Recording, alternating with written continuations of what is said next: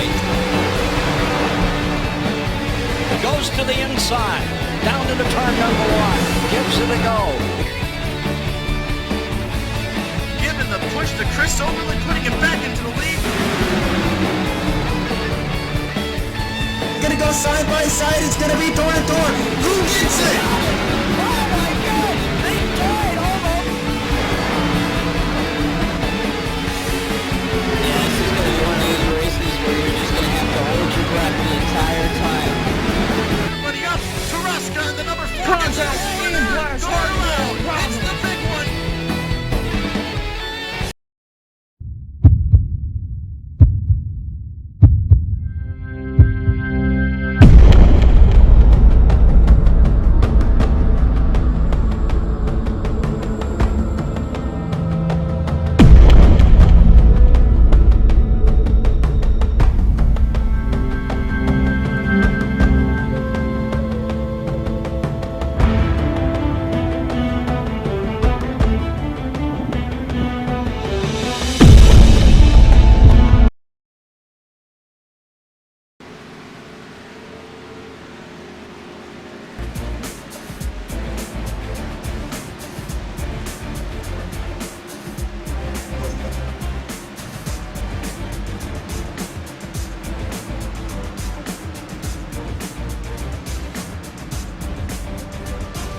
And welcome live here to Checkered Flag Interactive Thursday night, race number 1 of the London Recreational Racing Sportsman Series.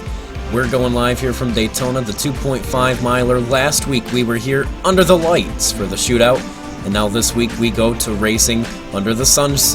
And I tell you what, it's going to be a good one here. We've got 30 plus drivers registered for this event to get this season kicked off, and Shane will be here in just a hot second. But these drivers wrapping up practice right now, getting ready to go to qualifying. Very pumped up. A lot of these drivers really looking forward to a fresh start this season. Some of the things we talked about, of course, we've got a little bit of a newer system here this season. We've got the elimination style type chase. Adds a little bit of a new perspective into the season here at the end of things. So you might not be out of the game if you're 40, 50, 60, 70, 80 points behind when it comes down to the chase. So plenty of new perspectives for these drivers this season, and I'm sure we're going to have a lot of great action here, and you're going to catch it all live on Checkered Flag Interactive here. Steve Bonesteel, Shane Doherty in the booth, possibly some other faces up here as well throughout the season, but here tonight we're looking to see some really good racing. Last week for the shootout we saw some excellent racing out of these guys, and this week I'm sure we'll have much of the same. Yeah, definitely think so, Steve. And I mean, what we saw last week was something I haven't seen really at any super speedway in a long time here on iRacing. And if we see anything like that tonight, I'd say it's going to be one heck of a season opener for these guys. They learned a lot last week. They're going to apply it tonight.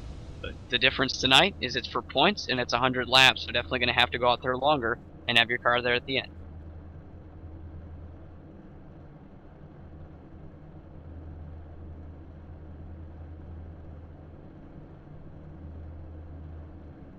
And taking a look right now with the times that we have up on the board, Michael Thompson has Caden Lapovich there with him to take the top time currently. Of course, these are just practice times, so they're just relative, but lots of very tight times up there, all within 0.2 of a second.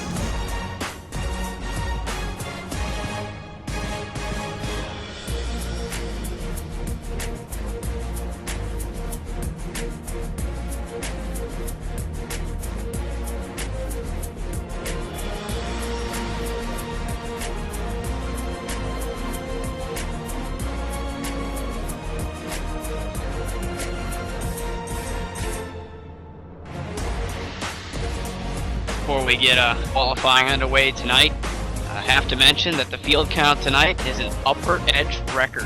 That's right, we have the largest field here tonight that the entire UpperEdge Racing League has ever had in its years of existence. This goes across all kinds of councils and other racing platforms. Tonight could be the biggest race, car count-wise, in the history of UpperEdge. So congratulations to Ryan and really everyone who shows up here each and every week, and tons of new faces in this series this season. We'll get used to those and more as a Daytona shaping up to be one heck of a race today.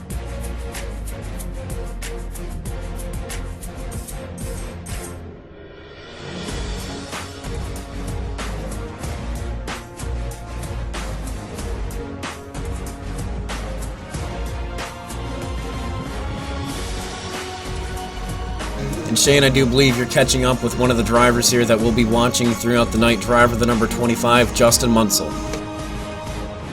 Yeah, here with Munsell, and Justin, you're 18th in practice, just about ready to qualify. Any thoughts you have before qualifying? I'm really looking forward to getting this race started. I'm definitely going for the pole. I think I can do it. But if I don't get it, I am definitely going to be one of those people that starts in the back or gets to the back. And speaking of the back, there's going to be an absolutely humongous field tonight, actually an UpperEdge record.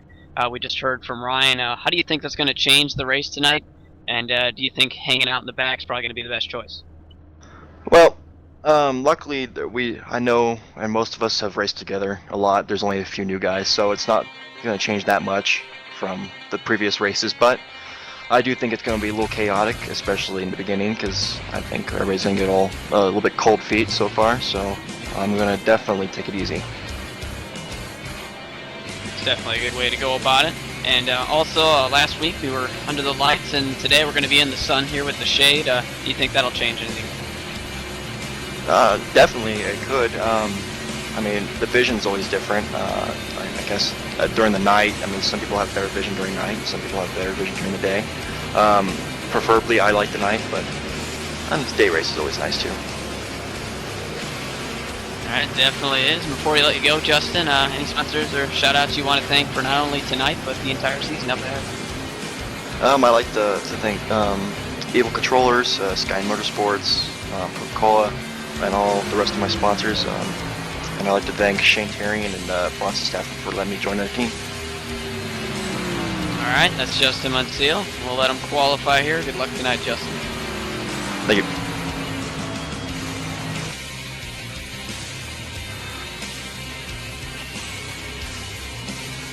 And I tell you what, it is going to be an exciting night here, Shane. Just taking a look, Michael Thompson's qualifying right now.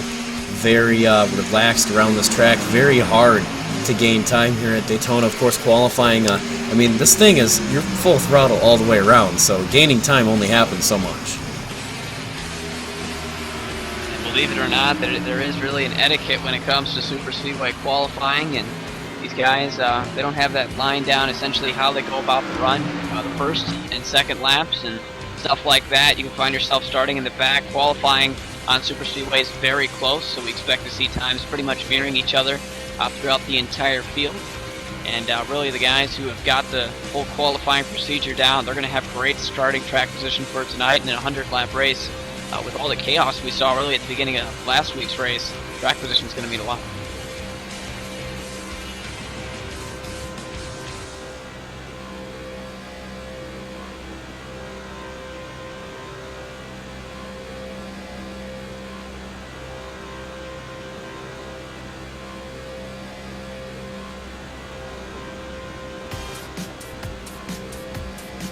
And just continuing to watch here, Michael Thompson actually was able to set the first lap out there quicker than anybody. So we picked a good person to watch here. We'll see if the second lap lives up to that first one, and what he does just stays up on the track. A lot of times you'll see drivers hop down to the apron, but we'll see if he sticks up on top. Looks like he's going to be looking probably about fourth. He's going to move down the fifth.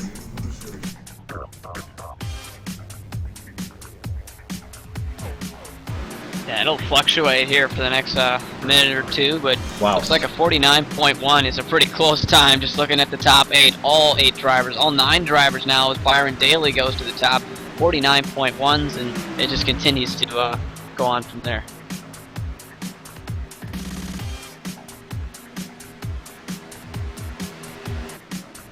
Yeah, very impressed with how some of these drivers are putting in times. Look at that. Half of a tenth separates the top 10.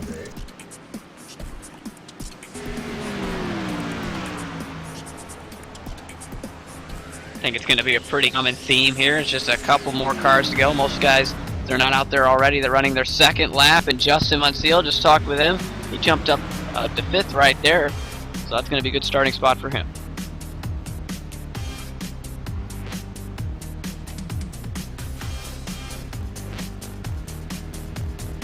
We're going to hop off for a quick commercial break. Before we get set and ready, we'll run through the starting lineup and take you to the green when we come back.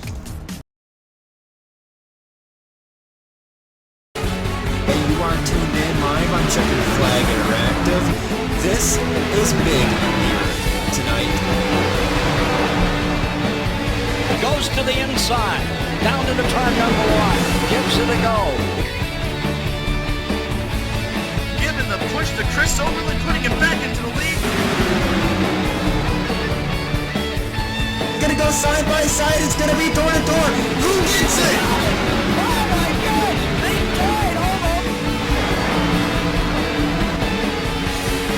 Yeah, this is going to be one of these races where you're just going to have to hold your breath the entire time. Everybody up. Taraska, the number 4. Contact. Going around. It's the big one.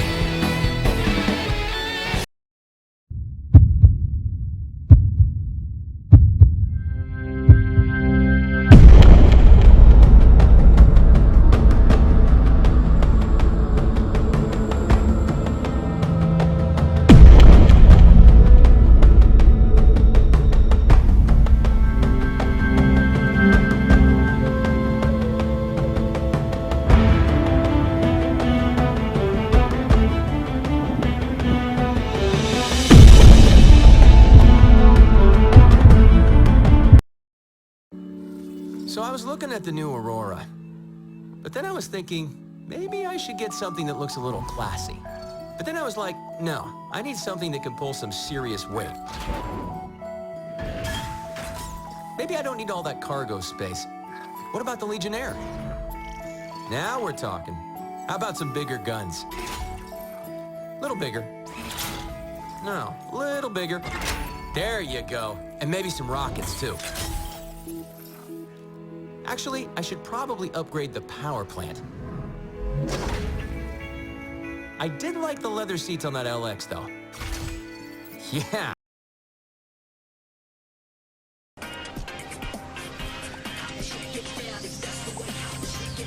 Alright, it's almost race time here for round number 1 of the season. The drivers are down onto the grid for the Road Life 150 here at Daytona International Speedway, and I don't quite know what I was thinking. I didn't mean to say 150. You know, Shane, already getting the season off good. Steve over here. It's the Road Life 250 here at Daytona. Got to do some simple math in the head here. These drivers are down on the grid, though, and I'll turn it over to you to run through the field. And here we go. Here's qualifying is just finished up. 93 at Byron Dale. He's going to be on the pole here. He'll be on the inside and his outside. Chad Coleman in the 20. Starting third, defending champion Corey Hoover, and to his outside, the 44, Michael Araya. Justin Munseal, he locks up a 5 starting spot in 5th, and Ryan Dyson will start to his outside in 6th.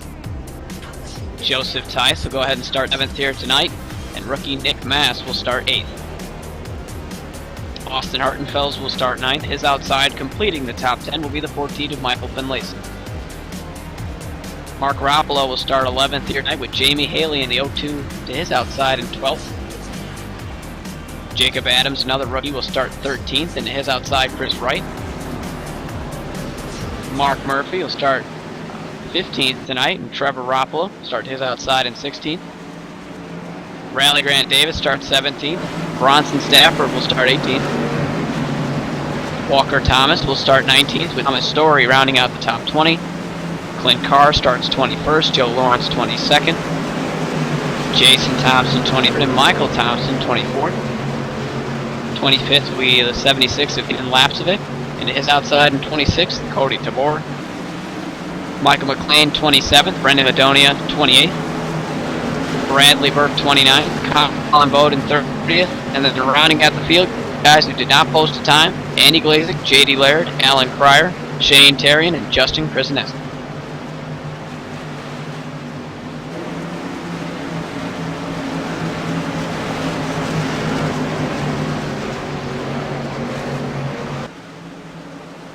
And as they round about here through turn 3, now 4, now to the front stretch, we look to the number 93 to unleash the field here after the pace car pulls on down for the first lap of the regular season here at Daytona.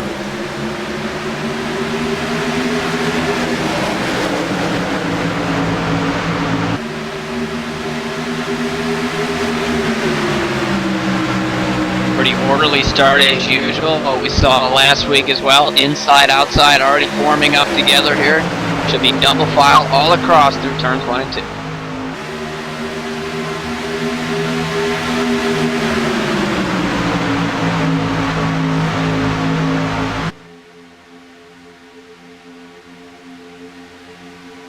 Down the back straightaway, the field is side by side. Into the corner we go. On the outside, looks like the number 20's trying to get that run. That's Chad Coleman there. He's got help from behind, of course. But that inside, the shorter way around here, will be able to make a little bit of headway. But here comes the outside with the momentum to cross the line for the first lap of the season, though. Byron Daly gets the first lap led. He's got some strong help on the inside from Corey Hoover. 33 cars. Here comes Chad Coleman on the outside in the 20. With help from Michael Ray here, they're going to be dead even out of turn 2.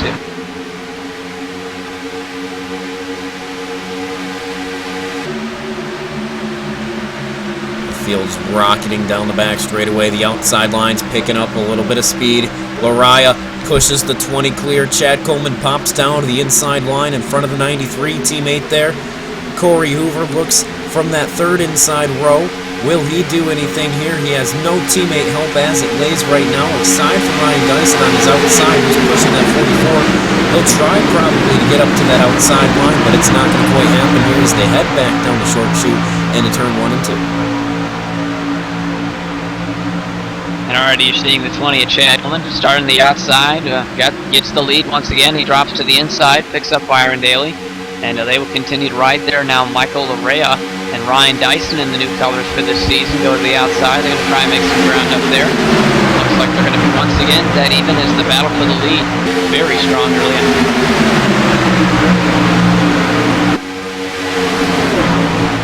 And as the field rolls through 3 and 4 again, almost paces 195 miles an hour plus here.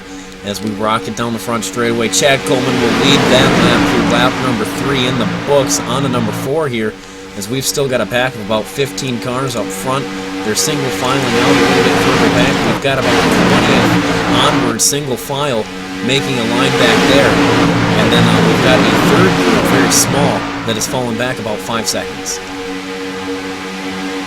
It's really just kind of defining each and every one of those drivers, seeing where they want to be early on. The 18 drivers within a second of each other in the pack. They are definitely going for the lead in track position right now early in the race. That second pack, like you just said, Steve, they're maybe kind of lagging back. They don't really know what they're doing right now, but they want to stay close. Maybe those guys in the third pack, they are hanging back for the entire first half of this race. Stay out of the wreck if it happens, and really just keep it easy for this time of the race. So we're starting to see that early on, and this pack continues to get better. The field's through 1 and 2 once again, still side by side there as we go towards the backstretch once more. The field is still trying to figure out where they want to be. Corey Hoover stuck down on the inside line, wants to get up to his teammate. Just can't quite find a gap. Here comes the 25, Justin Munsell as well. Jacob Adams worked his way up into the top 5. He's up by the outside line. He was a driver we watched last week.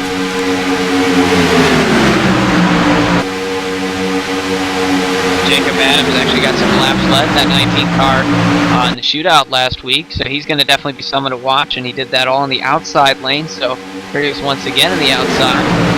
And it looks like a pretty much even number of cars inside to outside, really no preference there. It's basically go where they ain't, and that's what these guys are doing early on.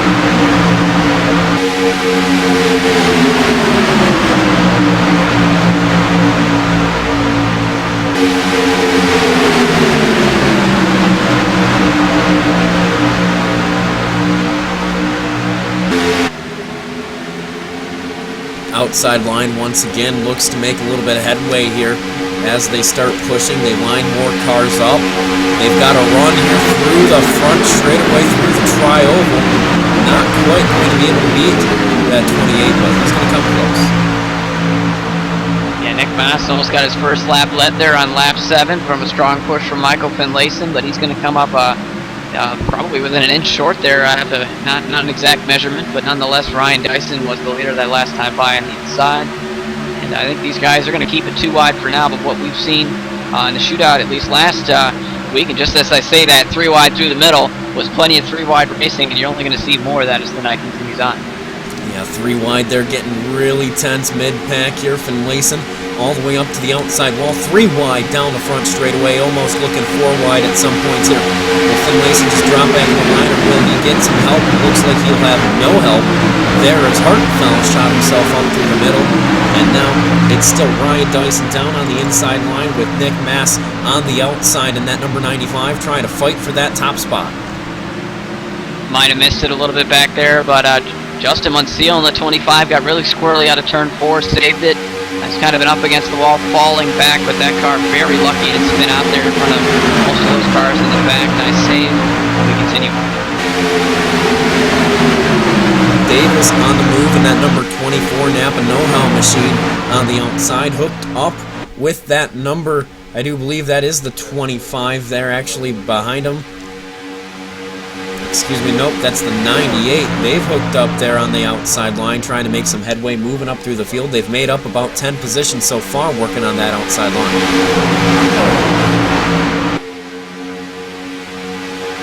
Starting to see the front pack actually break up here. It's going to be split in half, perhaps, as the top 11 have kind of formed themselves together. And looks like Nick Mass is once again making a charge, but now Joe Lawrence is right behind him to the outside. Also, Austin Hartenfeld on the 29. A couple of RCA Racing teammates there. An RCA Racing car. Ryan Dyson is out front early on, and he definitely looks strong there on the inside.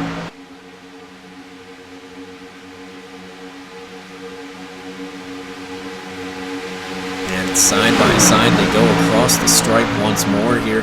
Dyson going to lead another lap as Nick Mass just can't quite get a nose on him to get that lap led here. But right now we have been running side by side through the majority of this field since the drop of the green flag, and I tell you what, it's endurance on this field, on these drivers. You know, you're driving, less than 10 foot from each other at any given moment. You're bumper to bumper, one mistake out of anybody, and everybody's in trouble. We saw that last time these guys were on a super speedway in a points event at Talladega, not back too long ago, and it took out a lot of cars up front, and pretty much the entire first pack. That was pretty large at the time, got a ton of damage, or at least some damage involved in that. So these guys have to be cautious about that tonight. Obviously not a lot of room at Daytona compared to Talladega. So that's also something to consider for these guys as they, take those risks going 3 wide and battle side by side.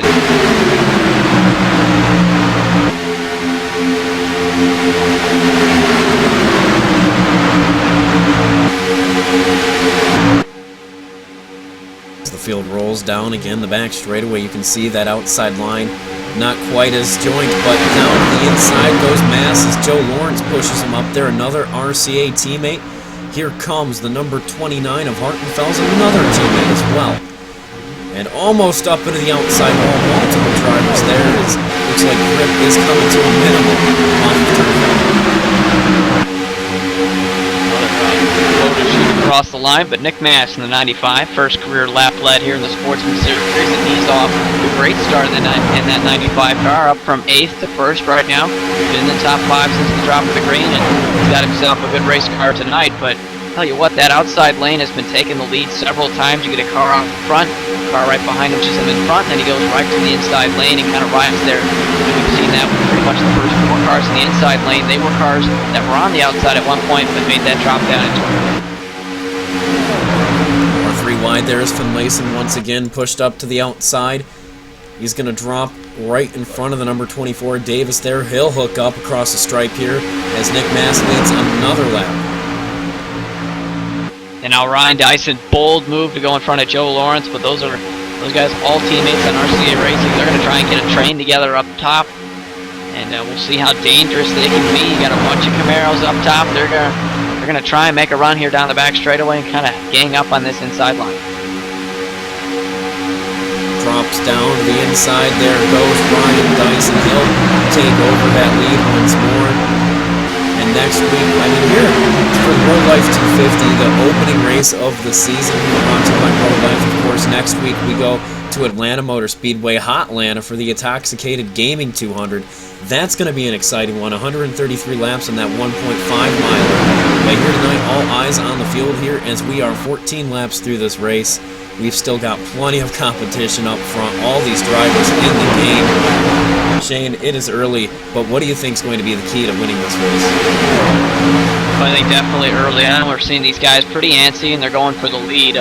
Ultimately, first and foremost, this early on in the super speedway race is keep the car underneath you and pretty much don't get involved in the wreck. It's pretty straightforward when you talk about that, but it's extra important at a super speedway because you don't want damage to affect aerodynamics. You just don't want to be taken out in the race this early. You want to be there at the end when it really counts. And as fun as it is now, the last laps of this race are the ones that pay the points. So as long as you keep that in your head, you should be in for a good night.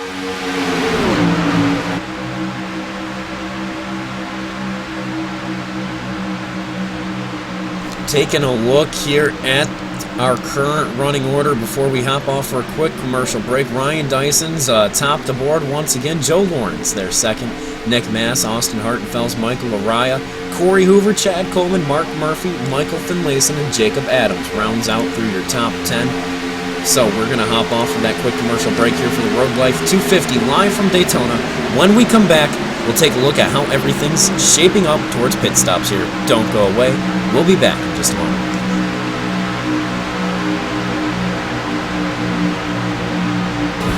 Hey, you are tuned in live on Checkered Flag Interactive. This is big here tonight. Goes to the inside, down to the turn number one, gives it a go. Giving the push to Chris Overland, putting it back into the lead. Gonna go side by side, it's gonna be door to door. Who gets it? Oh my gosh, they died almost. Yeah, this is going to be one of those races where you're just going to have to hold your breath the entire time. Everybody up, Taraska and the number 4. Contact, aim, flash, Door around, hard, it's the big one.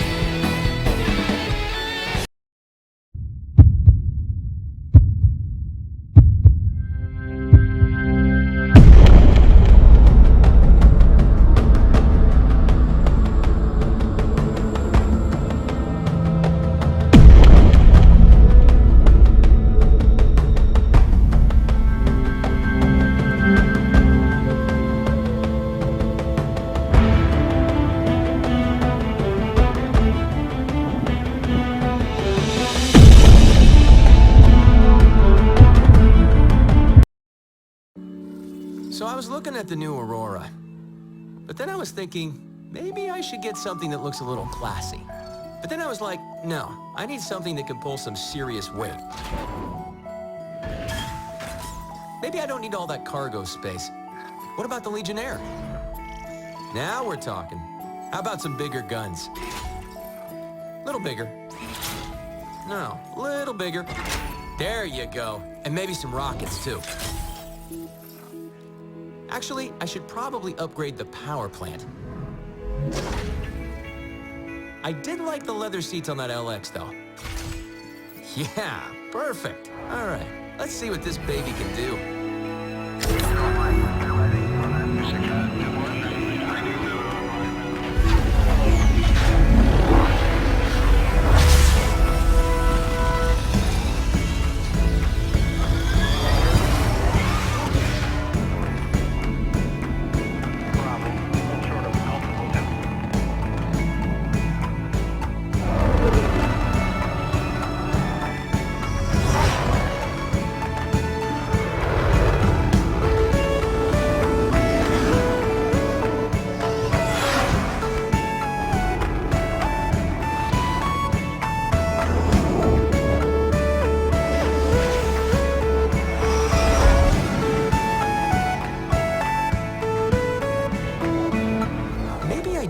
Bigger cargo. RSI's Aurora. There are many like it, but this one is yours.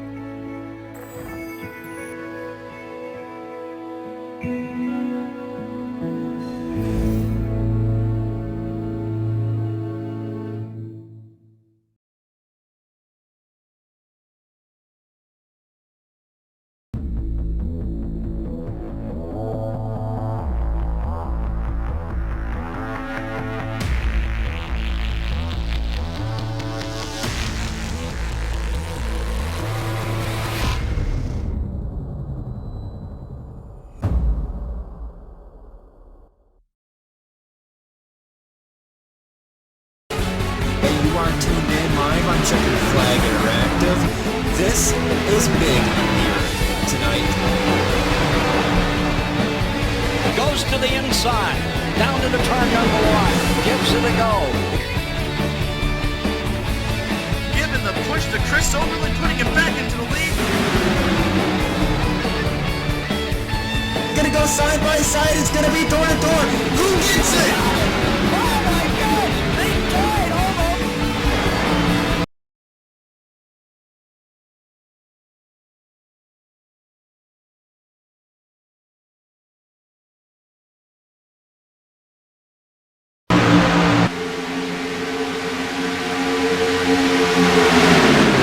Back here live here, we are still racing green flag. Joe Lawrence out in front, followed by Ryan Dyson, Corey Hoover, Nick Mass, and then Austin Hartenfels. 5 drivers in the top 5, obviously 4 of them RCA drivers here. So it looks like this team has it figured out. They want to be out front here today. That's the strategy they're sticking to, and it seems to be working right now as we are coming to a quarter mark through this race. Shane, what have you been seeing down on the track? So far, early on the opening lap, it was double file pretty much across the entire field. Everyone wanted to lead and wanted to battle hard, and now, as everyone's kind of gotten their rhythm, gotten comfortable and settled in, you're starting to see the packs break up and the racing kind of calm down, at least for the moment being, as that front pack is dwindling down. 15 cars are within a second of the leader, and that is pretty much the entire first pack. Now you're seeing a second pack continue to pretty much grow in length here as these guys continue to lay off his first pack, and then after that, they got to go all the way down to 30th to find the third and final pack out here right now. And those guys, they're 13 seconds off the pace, just riding around, waiting for a caution. So strategies they're setting in early. The question will be at the end of the race, though, is which one works. Yeah, hoping and biding some of those drivers way back there, falling way back, hoping for that caution. As we're 23 laps in, we're about 10 laps away from when we'll start to see probably pit stops at least being talked about down here. 82 degrees here tonight, very warm once again. Track temperature soaring up into the mid-90s with the sun beating down on this place. But it's still clean and green, and that's what matters out here. Very great racing so far. That outside lane starting to get some more life here. Corey Hoover got some help from Austin Hartenfels. Now Mark Murphy in the 48 car, I should say, has made his way toward the front. Some of the biggest movers in tonight's race so far. Joe Lawrence from 22nd to the lead at the moment being, so that is a ton of ground for him. Mark Murphy is 5th from 15th, and Michael McLean, probably one of the biggest movers tonight, 27th to 7th right now for him, and he's making more ground in that inside lane. So already guys proving it doesn't matter where you start, it's where you can get through the field and ultimately where you're at the end of the race. And of course, if you are just now tuning in, you have tuned in for the Road Life 250 here, race number 1 of 18 of the UpperEdge Racing not the CMC Sportsman Series this season. I almost threw it out there. It's actually the London Recreational Sportsman Series this time around. And putting on a good show here tonight. The drivers are just keeping an eye on how things are shaping out as we watch for pit stops. Yeah, definitely some new changes this season. Obviously, the title sponsor, the biggest one. Also, new paint schemes and new drivers, new teams as well. But we'll cover that more throughout the early parts of this season as we get settled in. We had another amazing season here, Sportsman Series, Checkered Flag Interactive, privileged to cover. And these guys, they put on great racing each and every week, and they're proving it once again tonight. First quarter of tonight's race is complete. Looks like your leader will be the 95 of Nick Mass. He's been strong all night. Watching here, Daytona International Speedway, very exciting place to race. Next week, I mentioned it earlier, for the Intoxicated Gaming 200, we go to Atlanta Motor Speedway there, so that'll be a fun one. Hot Atlanta, plenty of speed in these B cars here. But as we continue to watch, we're riding on board right now with Michael McLean on that inside line behind Ryan Dyson. You can see how tight it is here. You're just barely feet away from those cars on your outside, and then in the meantime, you're right on out someone else's back bumper as he's going to get on the apron. He's going to get loose. Will everybody be able to save it?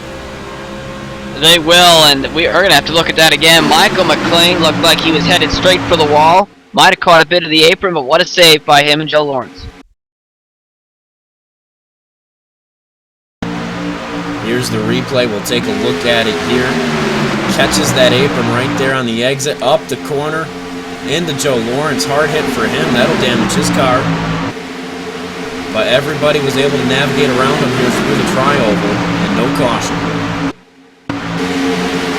Yeah, that's going to be a tough break for Joe Lawrence. Pretty much going to bend that entire right side in, and he's going to need a caution to get that fixed. Going to definitely hurt his aerodynamics and speed down the straightaways. So he'll fall back quickly here as that it really broke up the front half, and now he's loose off the corner. Nice save by Joe once again, but he definitely needs to get that car into pit road. It's out of control.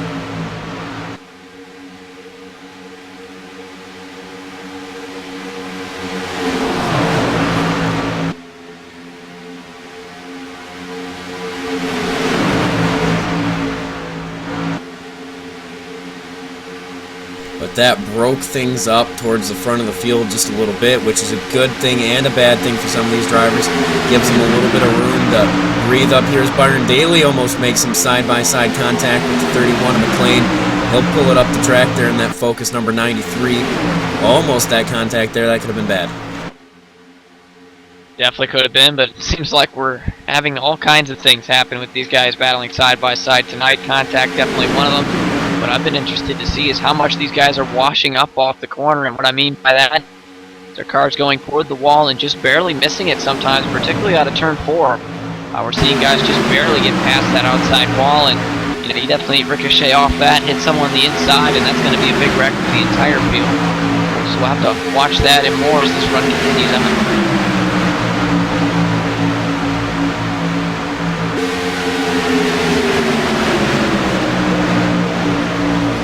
Byron Daly out there on that outside trying to make some headway. He's going to need some help from Lariah in that outside line, just not quite getting it right now. Yeah, definitely a pretty relaxed pace up on, especially in the outside lane. They know they're there, and a good push from Michael Lariah. And I guarantee you Byron Daly's going to have the lead here sooner or later if he chooses to. But right now they're just kind of riding and enjoying that track position.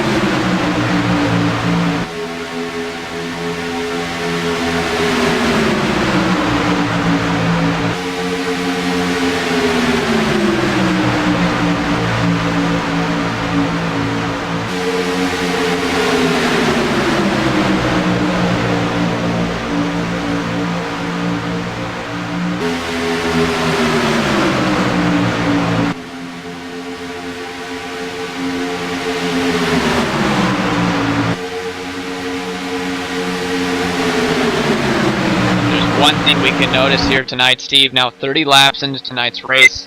At this point, we had a couple cautions in the shootout, and now it's pretty clean racing. These guys, they're building trust with each other, and it's showing on the racetrack.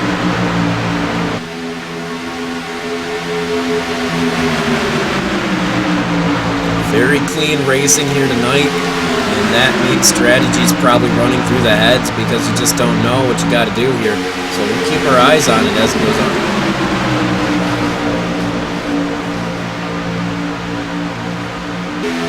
Still just over 10 laps away from green flag pit stops, and you're going to see that eventually these guys are going to have to all get down to that inside lane so they can safely make a green flag pit stop. And of course, anytime you visit pit road under green on Super Speedway, you're going to need some drafting help. So expect these guys coming to pack. Here goes the 76 around. He's going to spin to the inside there, get a number on him. That's Caden Lapsovic, and he's going to hit the tire barrier, now the inside wall, and bring out the first caution.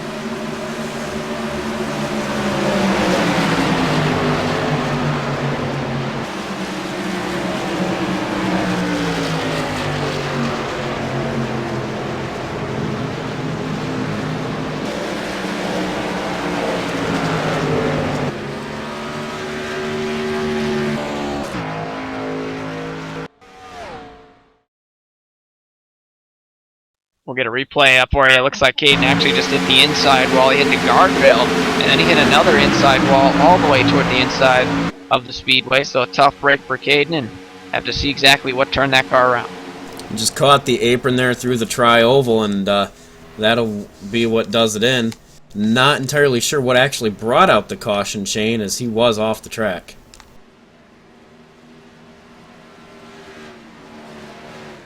Yeah, that's interesting, but nonetheless, caution will fall here.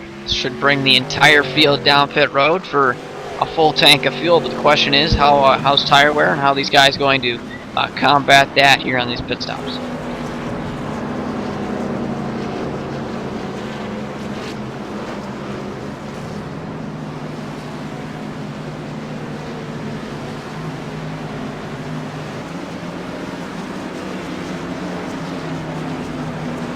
I'll turn it over to you, Shane, with a ring-in with Chris Wright. Yeah, Chris, so far, a pretty strong start here. Been just outside the top 10 for most of the race. So far, what you seeing out there?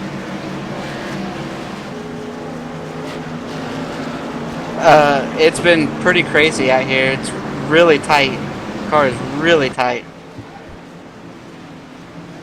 See, you just got nailed under caution. That's interesting. Got some rear end damage there, but I guess you guys are about to make pit stops here. How do you think tire wear is, and what kind of strategy are you thinking about? Tire wear is really bad. You can feel it. It takes off pretty good, a little snug, but then at the end of that run, it was just all we could do not to hit the wall. It's a struggle. Yeah, that's definitely an observation we were making. Some of the guys washing up out of turn 4, almost hitting the wall.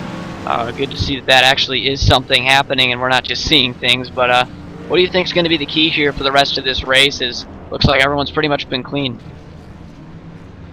I think it's going to be about missing the wreck. I think people aren't going to let it go green as long this time. They're going to try to get more on the fresh tires. So I look for a wreck maybe in this next run, and we'll see what happens.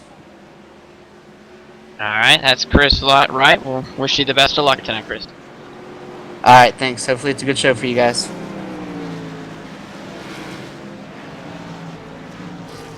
Taking a look right now, Ryan Dyson was leading this thing. We're going to hop off for a quick commercial break. When we come back, we'll take it to the green.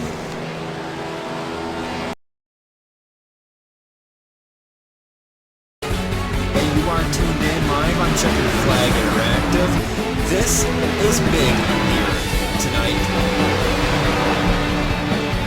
Goes to the inside, down to the turn number 1, gives it a go. Giving the push to Chris Overland, putting him back into the lead. Gonna go side by side. It's gonna be door to door. Who gets it? Oh my gosh, they died almost. Yeah, this is going to be one of those races where you're just going to have to hold your breath the entire time. Everybody up, Taraska and the number 4. Contact, aim, blast, Going around. It's the big one.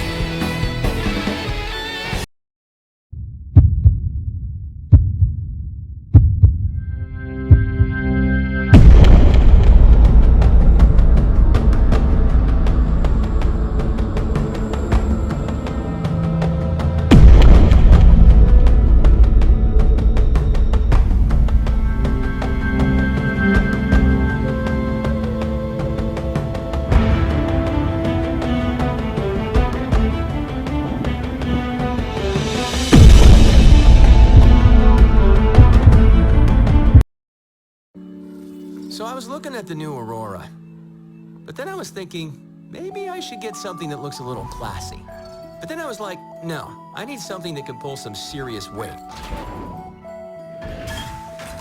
Maybe I don't need all that cargo space. What about the Legionnaire? Now we're talking. How about some bigger guns? Little bigger. No, little bigger. There you go. And maybe some rockets, too. Actually, I should probably upgrade the power plant. I did like the leather seats on that LX, though. Yeah, perfect. All right, let's see what this baby can do.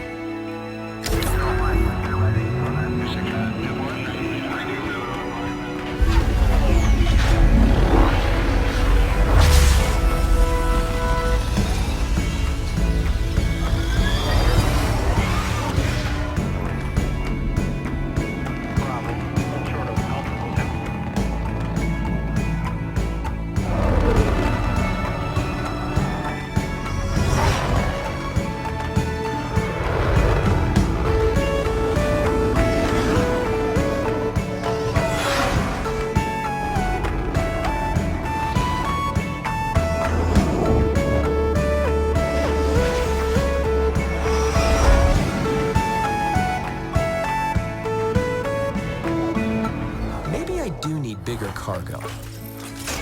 RSI's Aurora. There are many like it, but this one is yours.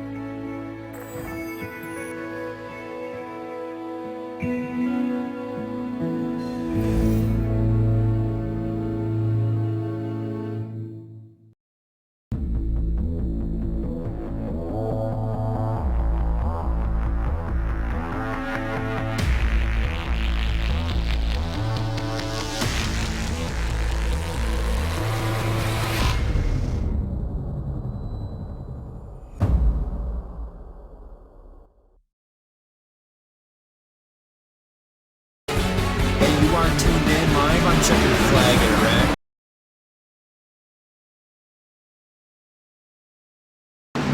Back here live in Daytona, just about ready to get the green flag here.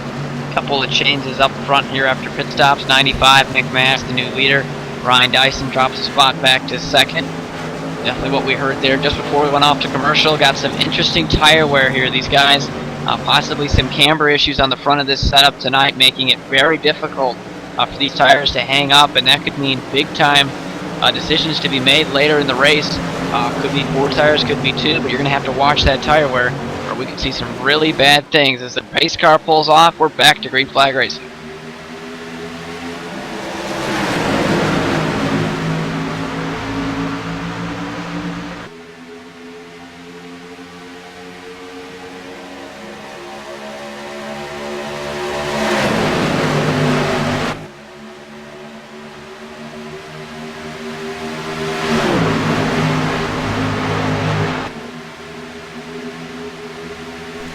Getting up through the paces here, got to speed these cars up from about 80 miles an hour back up to 195.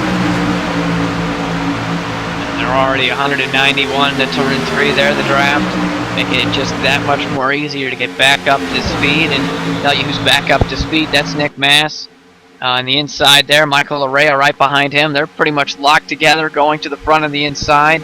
But just looking at that outside lane, they might be outnumbered for the time being, as here comes Ryan Dyson with help from the 20 of Chad Coleman.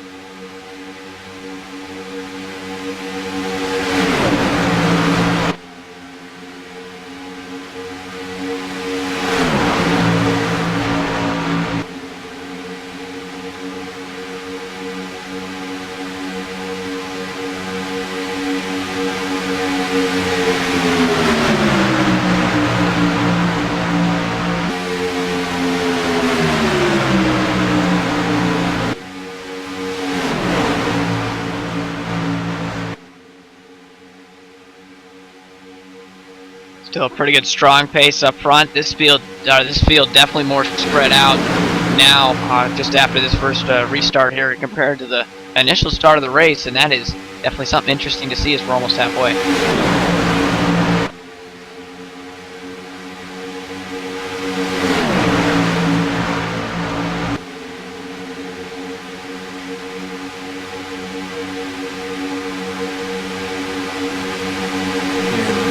Dyson with a big push from behind, almost taking a chance here. Will he drop down? Yes, he will. Down the inside line he goes.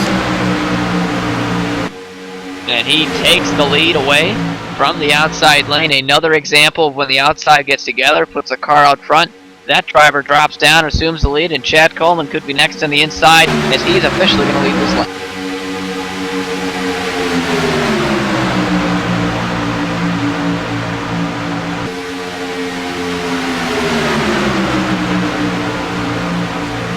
These drivers right now, we've been watching them since they dropped the green flag with 40 laps in. I'm very impressed to see how these guys are handling things right now. They're not pinching. They're, pretty calm and collected, all things considered, Shane, and it's impressive to watch these guys go around here. Yeah, you can tell the kind of aero package that these cars have on this season from the iRacing build. It allows close racing and, even closer racing with 2 and 3 wide in general. So not only these guys, they look more comfortable out there, but the racing in general is better. More and more cars up toward the front making moves. Really tons of confidence in these drivers, and that's great to see. And that's why we're seeing such awesome racing here tonight in particular. The aero package and everything really combining for these speeds.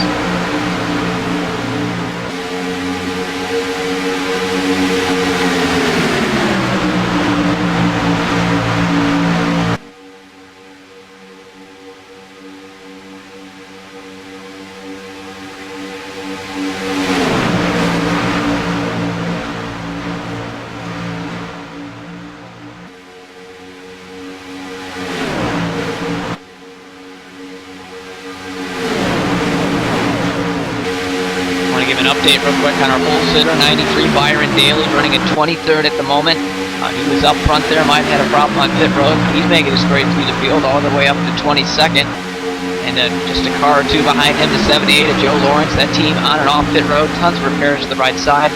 We'll have to see how competitive that 78 here, car is here as the race continues on.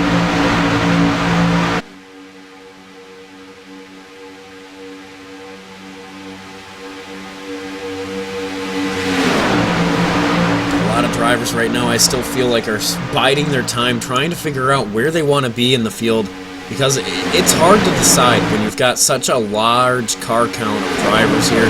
I really think those drivers that are way back there just hanging on are the ones that are doing it the best. And that would be guys pretty much 24th on back from Joe Lawrence all the way down to the 31st and final car on the lead lap. Dustin Krzyzewski, they are pretty much a single file line. Nonetheless spread out, but that could be a great place to be here as we're not even halfway, still plenty of time for these guys to get to the front. And so far, actually watching two drivers in particular that have made their way from nearly dead last. The 01 Alan Cryer, 23 of JD Laird. They now feel they have the confidence to run in the pack, and they've made their way toward the lead pack and could be in the top 10 here before long.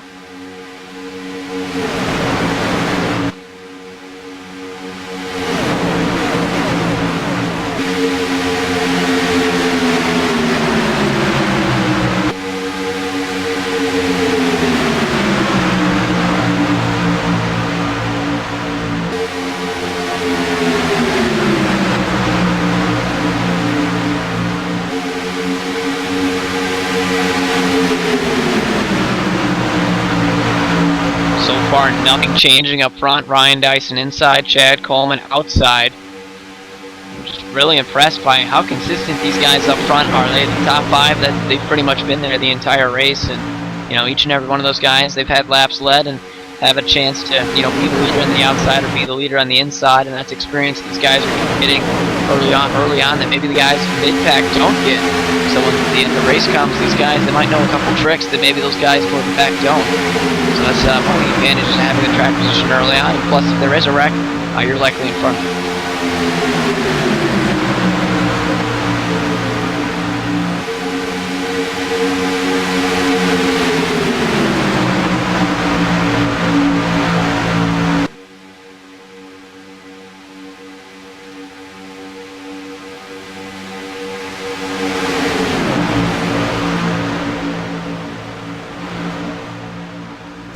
And the field still, once again, getting reorganized after that caution about 10 laps ago. That outside line is looking pretty rambunctious up there. They're all over the place, almost catching that outside wall. That last lap, Chad Coleman went low, and now Ryan Dyson's going to go high, pick up some teammates, get the lead back, and go right back to the bottom. So that's a pretty strategic move by Ryan, and he's going to take the lead back because of it.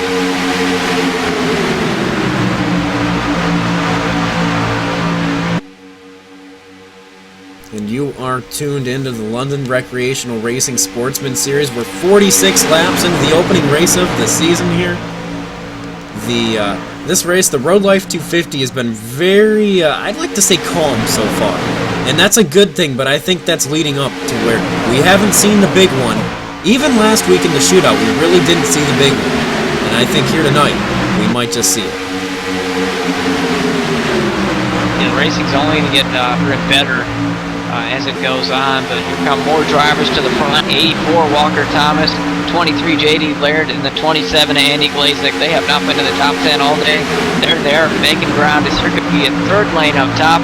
It is. We're now 3 wide, middle of the pack.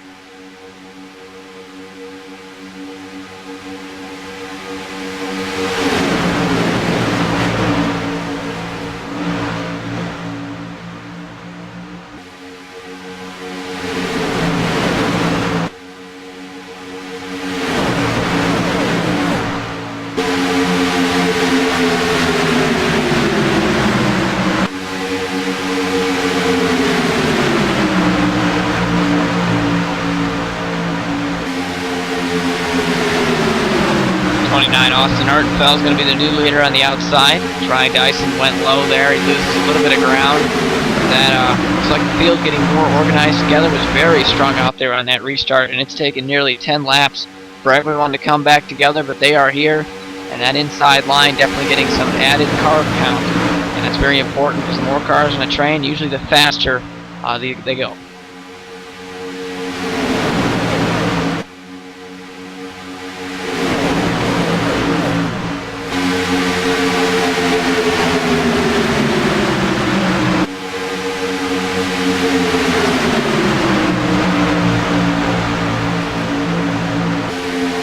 Chad Coleman retakes the lead here as we are 2 laps from halfway in tonight's race. Only 1 caution and tons of awesome action-packed racing. These guys have been 2 wide, even 3 wide at times. And as we've been talking about all night, it's only going to get bigger and better as the race rolls on and these guys build that confidence needed to make it toward the front at the end of the race.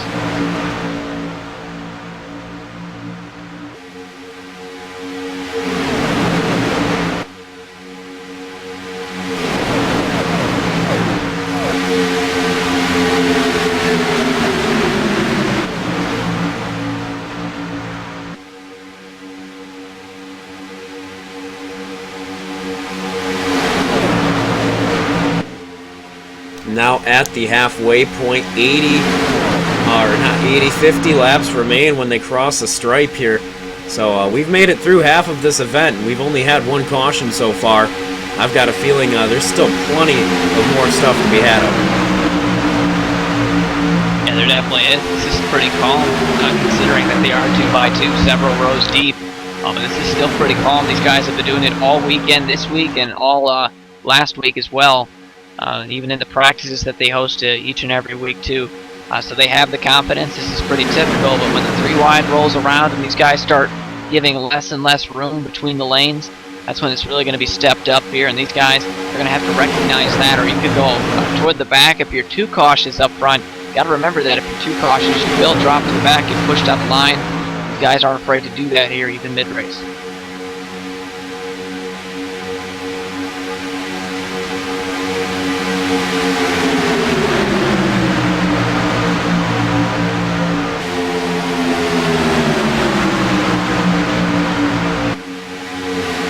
On board once more with Michael McLean there on that inside line, just taking a look at what things look like out the front of that machine.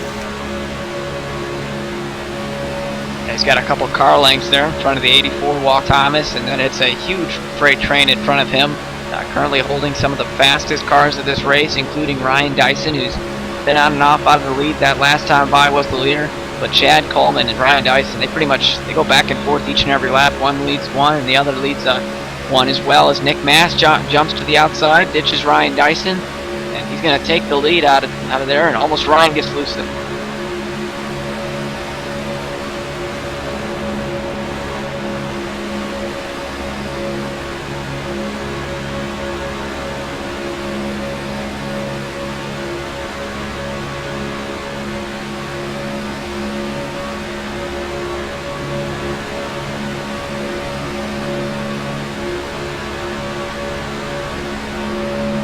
Last week we talked about all kinds of guys, including one of the rookies, 19 Jacob Adams.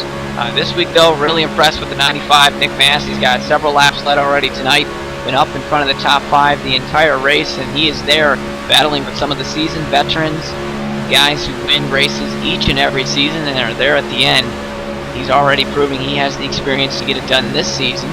He's one of those guys we'll be watching the entire time as Ryan Dyson now goes to the outside of him for the lead, and they're continuing to battle strong here out of turn 4.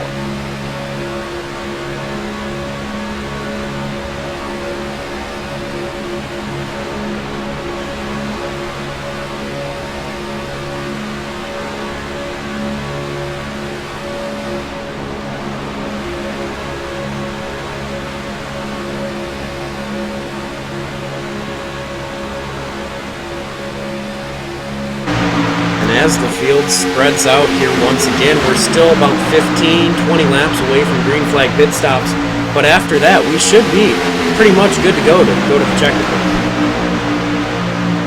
Yeah, if these guys run it right here on this run, they should have no problems making it to the end here, barring we don't have a caution or some other excursion on the racetrack. And And really, so far, these guys are calming it down mid-run here, trying to get a feel for the track, feel for the car, and also tire wear.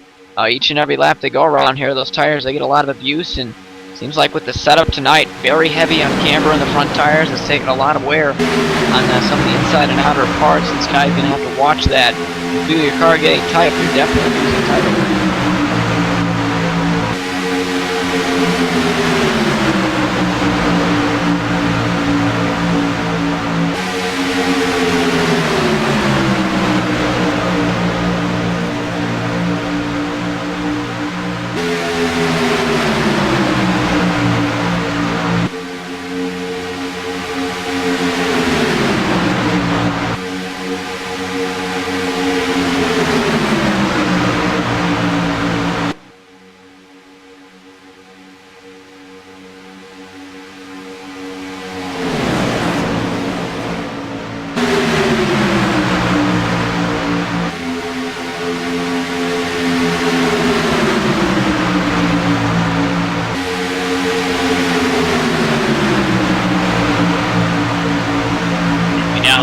One out of the original 34 cars that started on the lead lap, and 3 cars off the lead lap.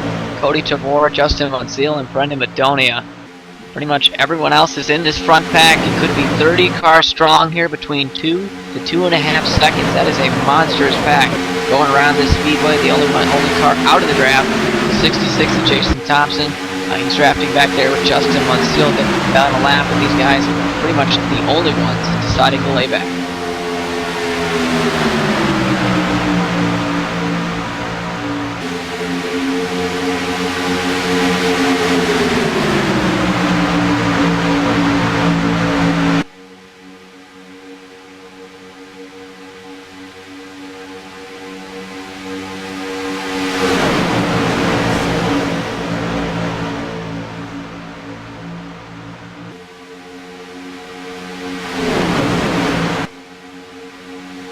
We're going to throw it off here to a side-by-side commercial break. When we come back, we've got more for you here live for the Road Life 250.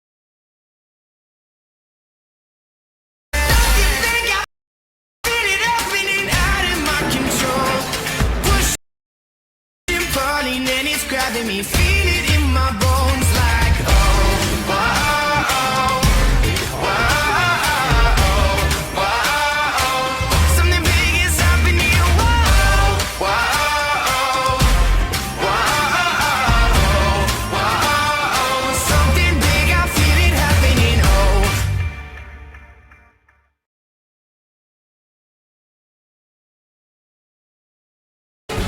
Hey, you are tuned in live on Checkered Flag Interactive. This is big here tonight. Goes to the inside, down to the turn number 1, gives it a go. Giving the push to Chris Overland, putting it back into the lead. Gonna go side by side, it's gonna be door to door. Who gets it?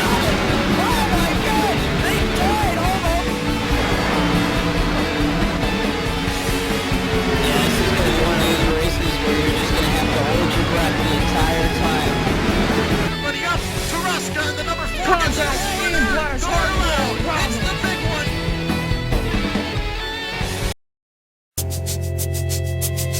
We are 24 Designs, Jeff Gordon Graphics and more. We make custom graphics, logos, and even iRacing paint schemes. Check us out on the web at www.24-designs.com for requests today.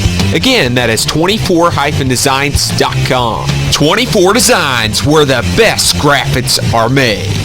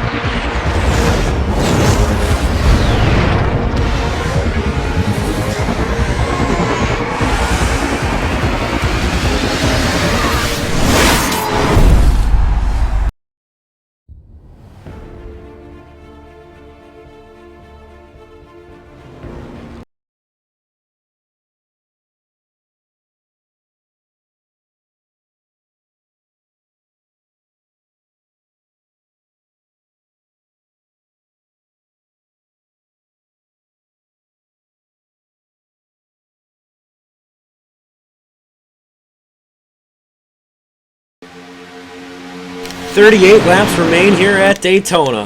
Ryan Dyson still out front, being pushed by teammates there as these guys continue on around Shane. Laps are clicking off. Our next round of pit stops are coming close. These guys have a lot on their minds right now. They definitely do, and that's why that inside lane has really grown. These guys realizing pit stops could be imminent. They're making their way toward the bottom so they can make those stops painlessly, and you can't really make it from the outside lane down without having a chance of getting run over.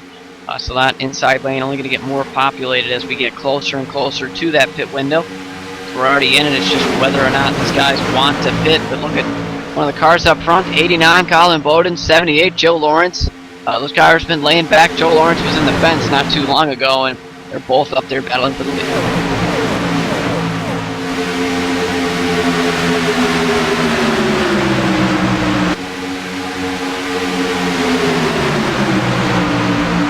31, Michael McLean going to make a pit stop here. Going to be all by his lonesome on pit road, it looks like. And actually looks like one of the cars, blue car 99, the other driver, to join him on pit road. This could start our cycle of green flag pit stops. Taking a look, very spread out. One driver we have not talked about all night long that I think we need to is the number 23 of J.D. Laird. Oh, as we got some smoke there, is everybody going to be able to save it? We're 3 wide, stacking up. Possibly issues there with the 20. As he's going to dive it down to the inside, head down pit road. Wow, that was a big-time move from Chad Coleman. He jumps 2.5 lanes down from mid and makes it onto pit road. Wow. Yeah, I tell you what, someone remembered to pack their balls here before they went to the track. Definitely did, and he got it down to pit road speed, I believe. If it's 60, he definitely did. So hats off to Chad Coleman. That was definitely a big time. You know, quite often it's those split-second moves. There's Justin Munsell's going around. He's going to blink out. He collects Mark Murphy. Is Mark going to be able to save it? No, he won't. Caution's out.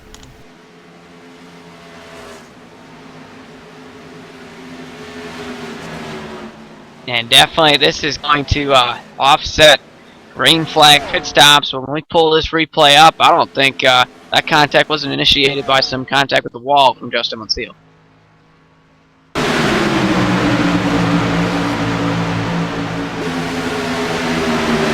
Yeah, that's what I think it is too. Yeah, might have been some lag issues as well, but Justin comes off the wall, gets into Mark Murphy, and from that on, it's pretty much history. And it's going to maybe some slight contact with some other drivers, but for the most part, just those two guys involved. Who have just now tuned in, you are watching the Road Life 250 here at Daytona International. As this does change things up, that'll break up green flag pit stops. It'll allow some drivers to get some track position, but for many it's going to put them back a little bit further than they wanted. Yeah, everyone who pitted, they would stay on the lead lap, whether or not if they take a wave by or they're already on the lead lap when the caution came out. It's track position that those guys lose, potentially, if they have to come back down pit road. But if you're on the lead lap and you don't have to take a wave by, those guys who pitted, they might be sitting pretty good because these guys are going to make their pit stops right now, and they'll cycle up to the lead.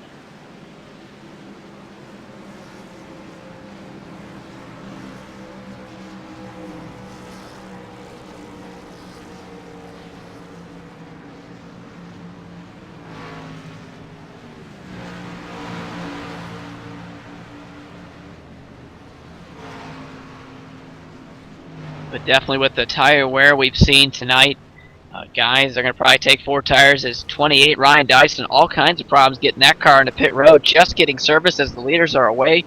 Colin Bowden comes with the race off pit road, came in the leader, and he'll stay that way.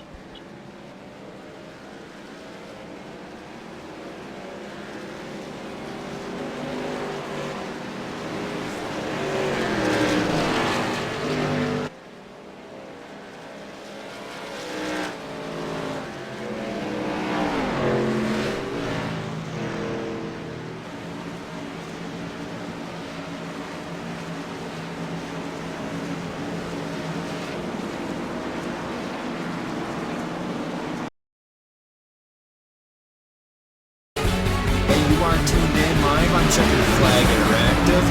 This is big here tonight.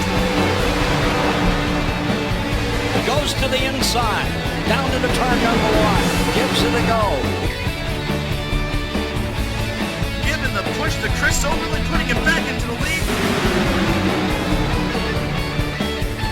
Gonna go side by side, it's gonna be door to door. Who gets it?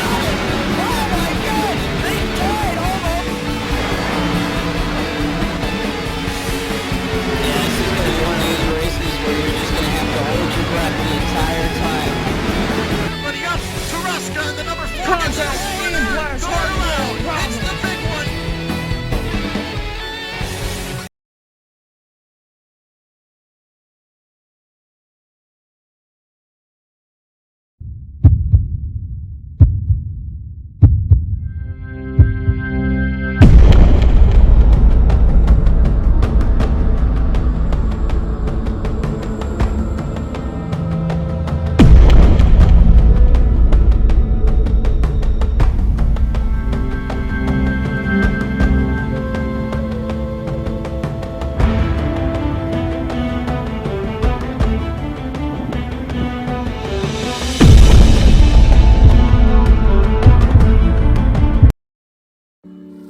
So I was looking at the new Aurora, but then I was thinking, maybe I should get something that looks a little classy.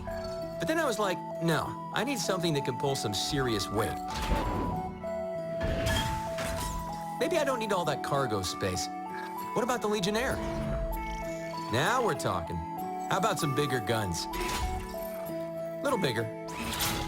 No, little bigger. There you go. And maybe some rockets, too.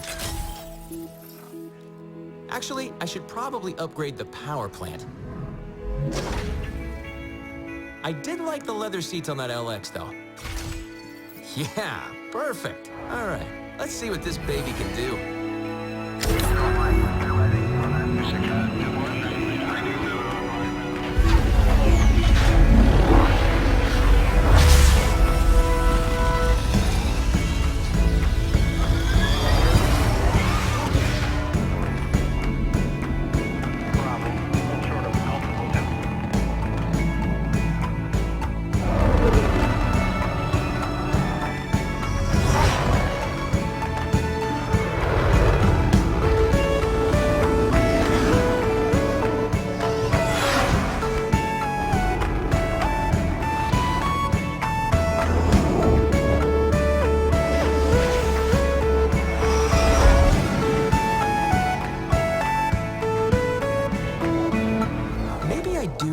Cargo.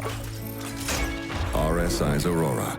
There are many like it, but this one is yours.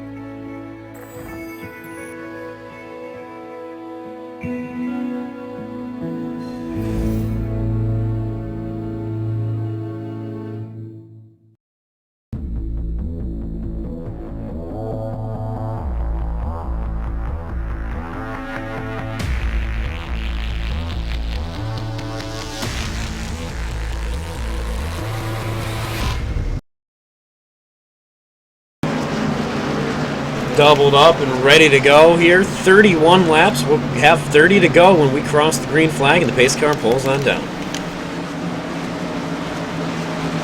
Getting down to it here in the race. Going to be 30 laps to go, as it said Steve. This is going to possibly be the turning point in tonight's event. Is it time to go to the front if you're in the back? And if you're up front, is it time to really start getting defensive and keeping your spot and making sure you don't fall back there? You need to be up front at the end of the race.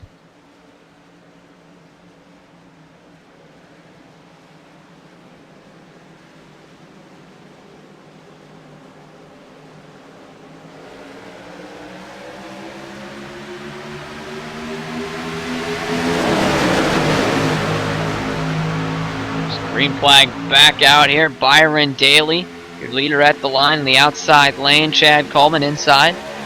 It looks like Alan Cryer, J.D. Laird, a couple of guys started in the back. Talked about them earlier. They are now in the top 4. So they're right behind those guys for the lead. The pack very closely compacted here out of turn 2. Keep your eyes on drivers like J.D. Laird now inside the top 5. Clint Carr in the 99 machine. He's up there as well. Look at Colin Bowden, a driver we kept our eye on last week. He's up inside the top 5 as well. All of these drivers have a shot at it here, and we got to keep our eyes on them. Even drivers all the way mired back. Bronson Stafford back there. He's with Ryan Dyson in the back towards a 15th position, so we have 29 laps to go, and we've got 25-plus drivers in this lead pack. Yeah, there is pretty much no laying back at this point. You can. That is a huge risk. If we don't get a wreck, that's where you're going to pretty much finish tonight's race. These guys know they need a good way to start off the season, and a great finish here at Daytona will do just that. The intensity picking up here inside, outside lane, 2x2. Pretty much 10-plus rows deep. Guys, they're giving barely any room.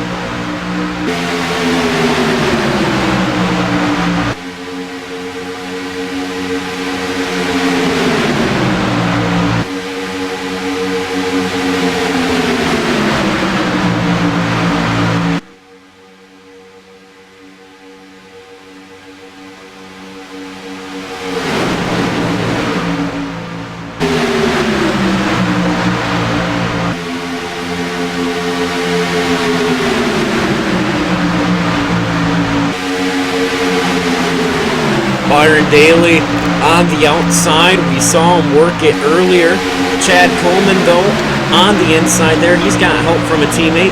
Actually, all teammates right there. Top 4 as they run as is right now. We take a look. Where did RCA go? Well, they've been split up. Hartenfels is on his own, and then you've got Hoover a couple rows further on the inside. So that's gotten interesting as well.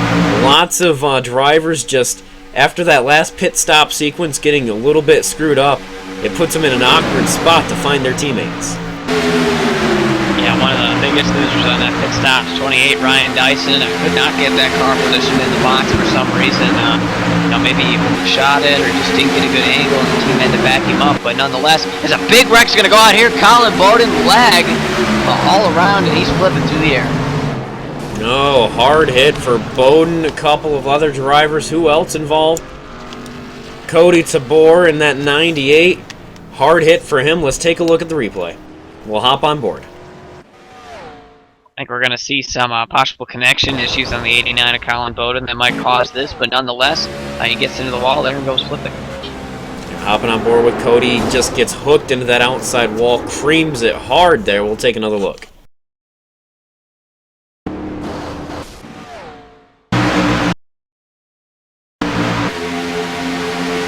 Yeah, Colin Bowden, it looked like he was trying to get out of the pack.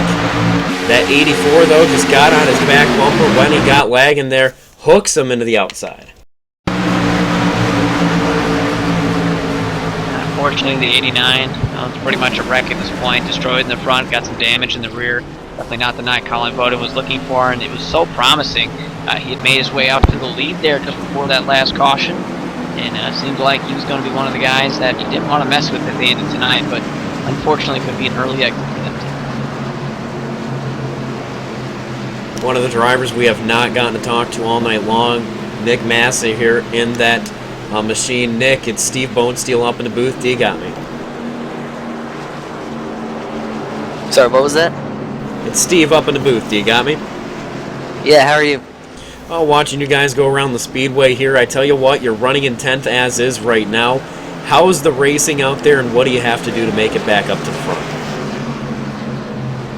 It's been pretty crazy. I mean, I've tried to stay up front all race, avoid any trouble, and it's getting to the closing laps, getting pretty crazy. So hopefully I can drive up there. I hope. I don't know. Oh, another thing, we have so many drivers. 25 plus drivers were in that lead pack, and that is a lot. We have not seen the big one yet tonight, so we still have a feeling it's looming. We didn't quite see it last week in the shootout, so here for the Road Life 250, it's very possible that we might just have a huge wreck at some point because we have just a massive pack. Yeah, definitely. I definitely thought it was coming right there. It was getting pretty crazy, getting down under 30 to go, time to go. So I think that you have no choice. You just got to go. Well, we saw you out front for a few laps earlier on. Tell us about how exciting it is to be out in front in the London Recreational Sportsman Series. You know, your first race out here. Yeah, it's been pretty crazy. My initial plan off the start, I started about like 9th or 10th, and my initial plan was to go to the back and avoid all the wrecks because, you know, I got in a wreck in the shootout. So I kind of learned a little bit there. But about like 5 laps in, I was like, I might as well just stay up here since I'm up here, and worked out pretty well. All right, well, before we get you back down to your team, who do you have to thank for making it happen? Definitely have to thank Markel Murphy, my owner, for, you know, giving me a ride, and Chris Wright and Jamie Haley for getting me into the league. All right, well, thanks for coming up here to talk to us. We'll get you back down to your team. Best of luck out there. Thanks, guys. Shane, back up to you. See some drivers get some pit stops under that caution, but most of the guys up front, they stay out here, and another caution, another chance to bunch it back up and see what these guys got.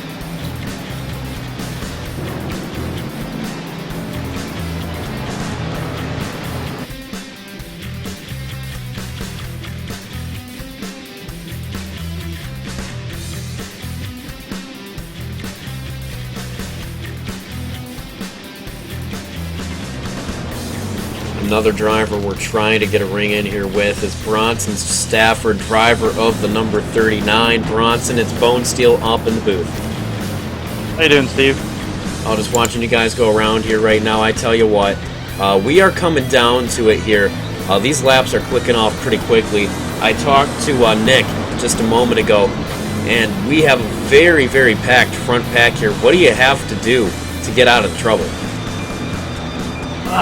Honestly, we, like me, JB, and Chris, have all race long. We've been at the back, and we've just let the guys wear their tires out too wide, and we've just kind of cut our way through it. But, you know, it's coming down to it now. Can't really do that. So stay out of trouble. I think just, honestly, it's just luck. It's been so weird with tire wear and lap cars, weird places, and with some legging out and in, and it's just all luck at this point, man. Just gotta survive. Well, next week we go to Atlanta Motor Speedway. We get off the Super Speedway. The lottery race is here. What do you think you have for this season out here, the London Recreational Sportsman Series? Shortened to 18 races this season, elimination-style chase, and a lot more talent on the track. What do you feel? Better than last season. I mean, Atlanta, we had the good run. Got runner up there after running with Corey and Austin. We all got the wall together. I don't know if you guys remember that one, but that was a good race. But I don't know. Hopefully try and get a win early on, lock ourselves into the chase since it's going to be like that, the win you're in format kind of thing. So that'll be good. You know, just I I think as a team too, me and Munsell, we're full time. Shane has to leave sadly in a month, but I think we're looking pretty good. And if we can just you know, have luck and stuff go our ways, I don't see why we can't be competing for wins and top fives every week. You know. Right on, right on. All right, there's. I mean, of course, you mentioned Shane real quick there. Explain why he has to go off. Well, Shane's actually in the Navy for the United States, so he's going off in another deployment up to Guam in, I believe, first week of February. So, you know, we'll miss him, and this time when he's out, he won't be able to race with us, sadly. So, you know, all the best for him and everything when he's gone. All right, Bronson. Well, thanks for coming up here to talk to us, as always. I hope you find all the turtles out there, and we'll have a good finish. Yeah, hope you guys enjoy it. Have fun. All right, Shane, we're doubled back up. Getting ready to go green. 22 laps to go when we cross the stripe. Yeah, we're in the last quarter half of this race here tonight, and guys up front pretty much hasn't changed, especially with the some of the newer guys who made their way toward the front. Alan Cryer, J.D. Laird, two great examples. Also the 24 Riley Grant Davis and the 51 of Bradley Burke. Those are more examples of drivers who are up toward the front here in the closing laps. Have to see the kind of action that shakes down with them. Here is the race. It's about seconds away or so from going back to green.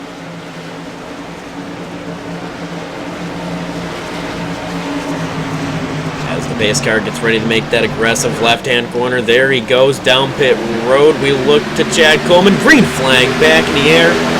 We're racing here with Road Life 250 once again.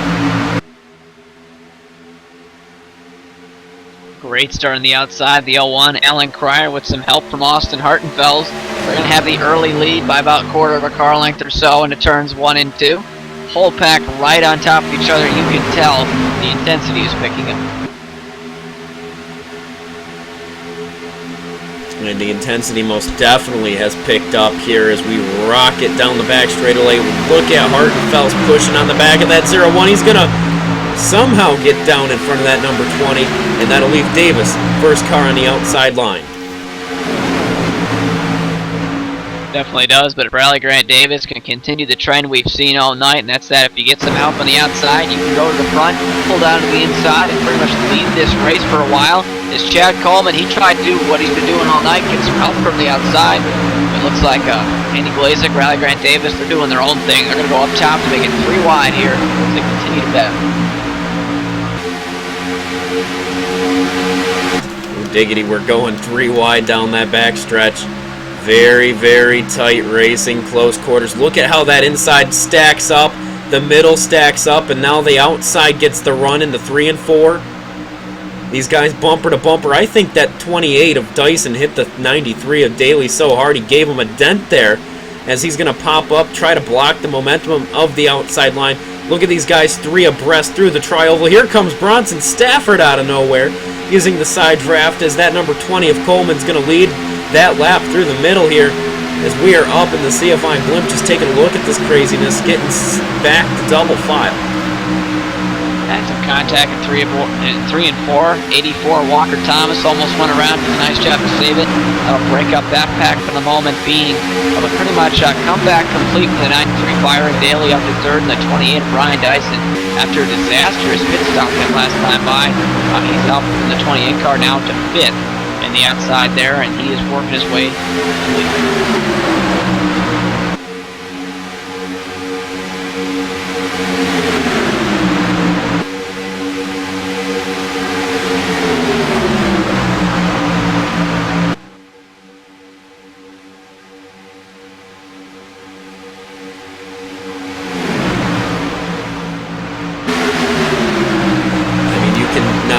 Feel the intensity rising, but you can see it out here with the way that these guys are battling it out.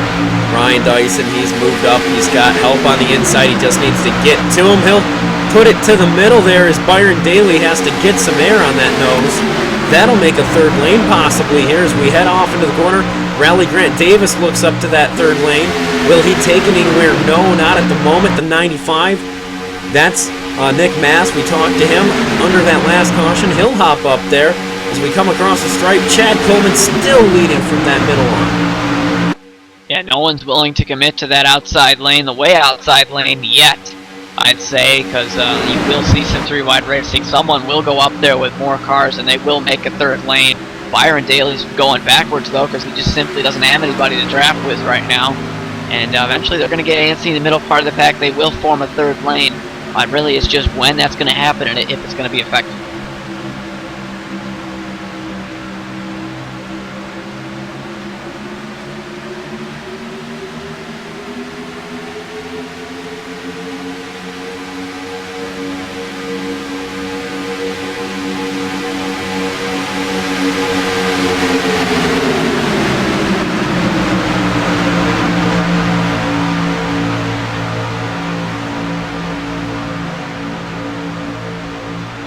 Neck and neck with the lead there. 0-1 Alan Cryer, the inside lane, got the advantage. And the outside's once again fighting back here. Chad Coleman making a run, but look at Byron Daly. That just produced dividends to how strong that car is. Third line, no help whatsoever. And he's making his way back into the top 10 as the 29 car. That's actually the 39 car. Bronson Stafford as Nick Mass lagging through the field. He's going to get loose. Oh Bronson boy, is Stafford, everybody going to save it? And they're all going to save it, wow. Barely, but they do. That is just about as sketchy as this going to get right there. Fantastic job by these guys. They've been making saves like that all night. Now, we've tried to have a big one, but really, it just hasn't happened. And, you know, the more that they get so tense, they have to make those saves. That's what really builds the tension, and that's what makes that big one even bigger. Because these guys, they're loose out there, they're wearing out their stuff, they're getting a little bit exhausted as well, and that pushes them just that much further to the brink as Austin Hartenfels drops down to the inside line to take the lead. And he will take it with 16 laps to go, coming to 15 this time by, and we'll have to see how long he can hold it there though. Chad Coleman, he's been leading that outside lane forever, but really just hasn't been able to get toward the front without someone pulling up in front of him and taking the lead themselves. So we'll just have to see if Chad can retake the lead here as the field bunches back up after that skirmish. And the thing is with Chad Coleman that I've seen out of him that I haven't seen out of anyone else, he's been able to manipulate the line of that middle group here as we've got someone looking up. That's Jacob Adams to the outside. He's going to have help possibly here from Byron Daly. Will they make it 3 wide? Yes, they will into 3 and 4. And now Joe Lawrence looks in as well in that number 78. Where are these guys going to go? Looks like they're falling back for the time being. One more car. You can get one more car that outside lane, way outside the third group. That group can become effective right now. Just Byron Daly, Jacob Adams. They're hanging tight right now with a group of cars, 4 or 5 that are tightly locked together. Oh, we got lag there. The 20 of Chad Coleman lagging. This could cause big trouble here. Oh, and it's actually Ryan Dyson that's lagging. 4 wide. Yeah, big time action back there. They're going to try and gather it up. We'll see if it goes back to normal. Wow, I cannot believe it. I cannot believe it. They just drove inside each other's car for over half of a straightaway there. Dyson's lagging in that number 28. Might even need to pull it out of the group here at that point, but that will settle the pack down, luckily, just a little bit. Once again, another situation. We think we've got a wreck. Doesn't happen. Everyone saves it, gets it back together. And as you said, Steve, this pack broken up, and they're going to have to find a way. At least these guys that lost the find back together and back up. And this right here has been incredible racing tonight. We've only had 2 cautions, and we've been racing pretty much like this all night long here. The 19 of Jacob Adams drops down to the inside in front of Hartenfels there. He's going to lead his first lap, it looks like. Will he, as Byron Daly gets the push on the outside? He will not. Jacob Adams leads his first lap of the season. Led some laps in last week's shootout. One of the strongest rookies so far, at least out of the guys I've seen here at Daytona. When it comes to being there at the end and also using and working that draft, he's down to the inside now with help from Austin Hartenfels. It's a pretty good partner to have behind him. He's got plenty of experience. And so far, that's a very strong lane, that inside. Hopping on board here with Hartenfels, you can see that outside, big push there out of the 27 of Glazik. That'll get Byron Daly clear down to the inside line. He moves down in front of Adams. Will Adams give him the push? Yes, he will. Will he look up to the outside to try to get around him? Looks like he's going to take it. Here comes Glazik to give him the shove. Will he be able to pull back down? It's a very experienced move by Jacob Adams. You can tell he's got some super speedway experience. Goes right up to the top. Going to retake the lead from Andy Glazik. I tell you what, that's a good move, but he's not going to pull down just in time. So here comes the 93 back down on the inside. He'll get another shove here. Here comes Corey Hoover. Bump to Andy Glazik. The 19's got to go down as the 93 now. Possibly server issues causing the lag tonight, is now big time back off out of that number 29 to make sure the field survived through turn 3 and 4. Beautiful heads up move there by Austin Hartenfels to keep the field going. Oh, wow, look at the move Glazik just pulled on the 19. He's going to hop up to the outside line here. We're coming all together. Hopefully the lag subsided. Big wreck in the back, though. No, it is not. No caution is there. All over. Oh, huge wreck. There's the caution. Wow. Yeah, finally the lag gets to some of these guys. Joe Lawrence gets turned around, and it's on from there. Plenty of cars caught up in this one. Jamie Haley involved. They're still wrecking. Bronson Stafford involved.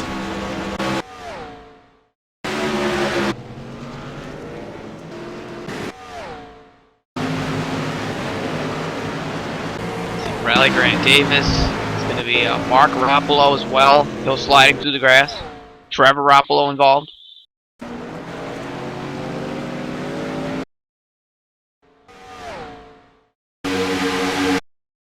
JD Laird's going to get a piece of it. Thomas Torrey, some damage on that car.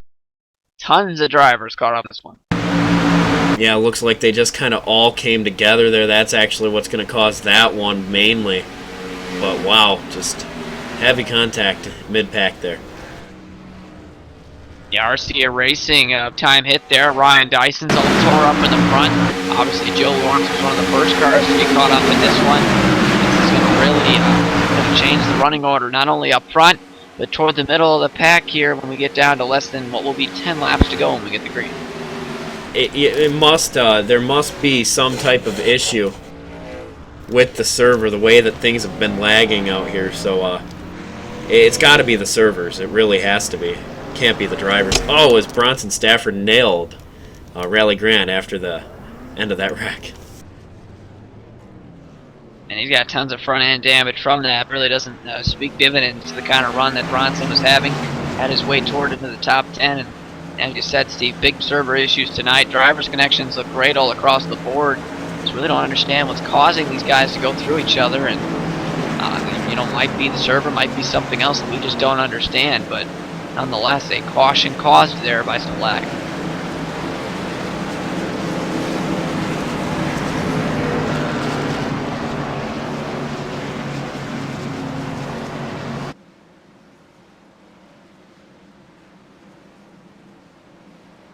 Catch up with a frustrated Jamie Haley. Driver of the 02 got nailed there at the tail end of that wreck. Jamie, take us through what happened. I really couldn't see anything that was going on. Like, people were having a little bit of issues up there with the way, I guess some connection issues, and people were blinking, and the next thing I knew, I saw a little bit of puff of smoke, and then I spent my time dodging cars, and then out of nowhere, I just got slammed in the left. Well, throughout the race, I tell you what, you've been making your moves very methodically, up in the front, then towards the back for a little while there. What have you learned here tonight? Unfortunately, you're going away with a very beat-up car, but gain some experience for later on in the season, because, this race, it's taken out a lot of very competitive drivers, so, there's plenty of races left. What do you take away from this race?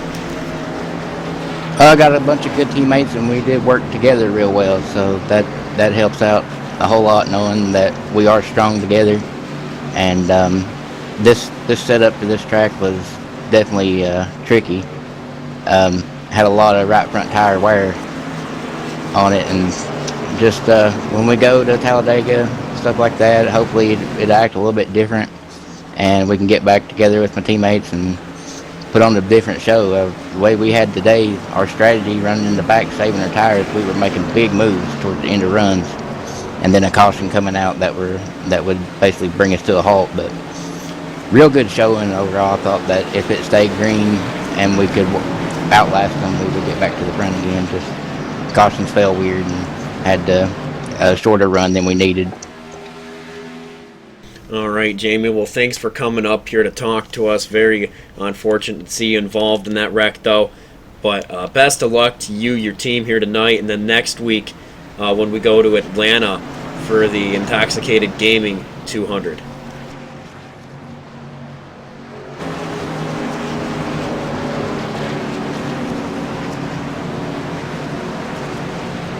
So it looks like it's going to be 5 laps or so.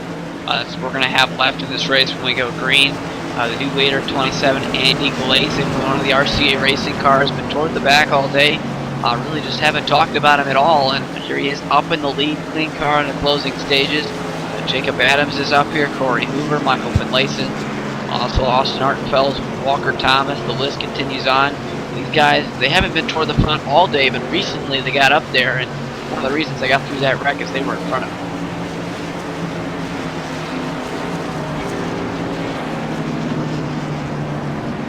I tell you what, right now the common consensus is I'm hearing a lot of drivers rooting for not only Jacob Adams, driver of the number 19 over on our Twitter, our Facebook, but also for Michael Finlayson, driver of the number 14, Clint Carr even making an appearance out there. Make your picks, viewers, and Shane, and because we're coming down to it. I think it's anyone's game, really, at the outside lane. What I've seen all night is you get the first car out there, the second car behind him pushes him. Usually that first car can take the lead, drop to the inside, and lead a couple laps before the process repeats itself in the outside lane again. So if I think we can only get a couple laps, which is what we're going to get here, as the pace car lights are going to get ready to go off, and they do go off there. We'll have 5 laps, or we'll actually have 6 laps to go at the green. But nonetheless, I think it's going to be anyone who starts in the outside. I think they're going to take the lead, get to the inside, and we'll just have to see what happens from there. And also, Barr, if we get a caution here in this first lap, could get a green-white checker. But if we don't, and we see a caution with 5 to go or less, the race is probably over.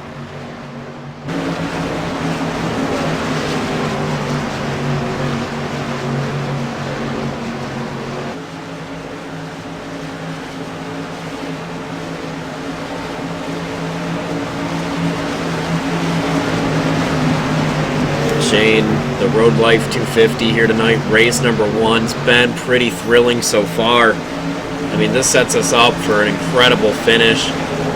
You just don't know what's going to happen if that lag keeps persisting here. That can cause detrimental issues, but we'll just have to keep our eyes on it. Yeah, we definitely will. I just hope it doesn't decide the race. These guys, they know how to race it to the finish. And just hopefully that lag holds off there, doesn't affect anything big. We're about ready to, what I believe is going to be the most hectic restart of the night here. These guys, they've been on top of each other all night already. But I think pretty much inside, outside cars are all going to be pushing each other, and it's going to be pretty much who's got more power inside or outside lane for the win.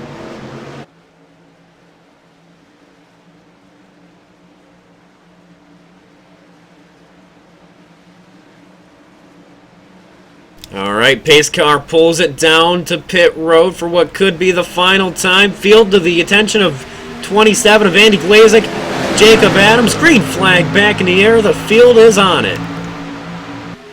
Great. Oh, we get a caution there. Well, actually, that's going to be thrown by the officials. They're going to throw the caution there. I don't understand what's going on. Not entirely sure what happened.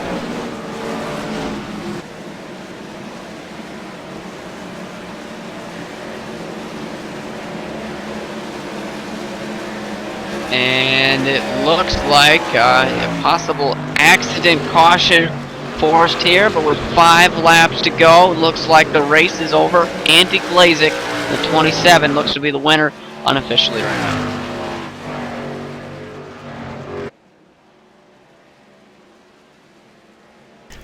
We're going to see exactly what happened here. We'll catch up on everything we need to follow up on, and we'll update you here in just moments.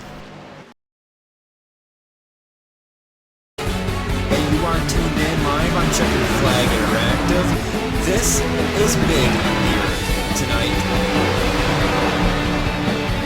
Goes to the inside, down to the turn number one, gives it a go. Giving the push to Chris Overland, putting him back into the lead. Gonna go side by side, it's gonna be door to door. Who gets it? Oh my gosh, they died almost. Yeah, this is going to be one of those races where you're just going to have to hold your breath the entire time. Everybody up, Taraska, the number 4. Contact, aim, flash, hard around. It's the big one.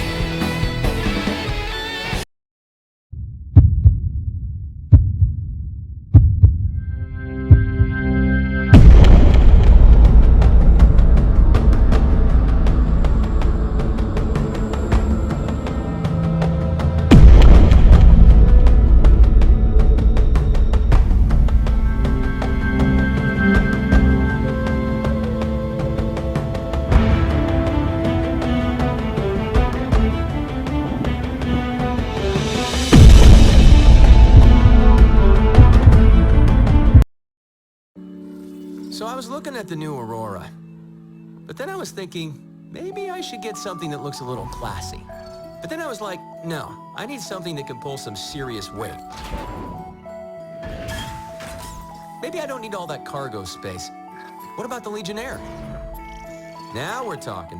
How about some bigger guns? Little bigger. No, little bigger. There you go. And maybe some rockets, too. Actually, I should probably upgrade the power plant. I did like the leather seats on that LX, though. Yeah, perfect. All right, let's see what this baby can do.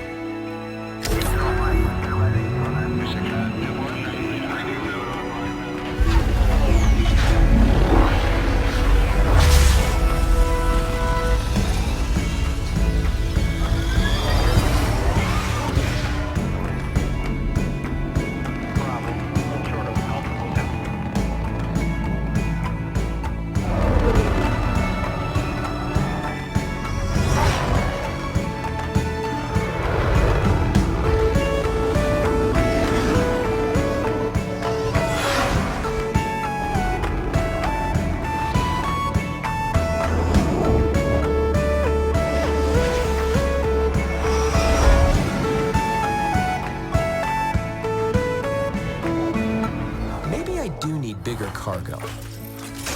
RSI's Aurora. There are many like it, but this one is yours.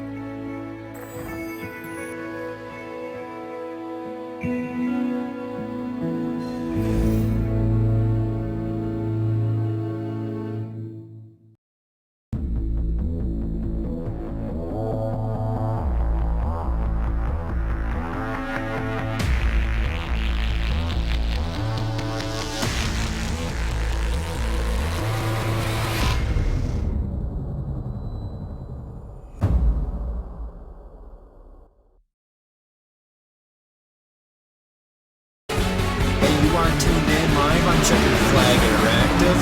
This is big here tonight. Goes to the inside, down to the turn number one, gives it a go. Giving the push to Chris Overland, putting him back into the lead. Gonna go side by side, it's gonna be door to door. Who gets it? Oh my gosh, they died almost. Yeah, this is going to be one of those races where you're just going to have to hold your breath the entire time. Everybody up, Taraska, the number 4. Contact, aim, flash, hard around. It's the big one.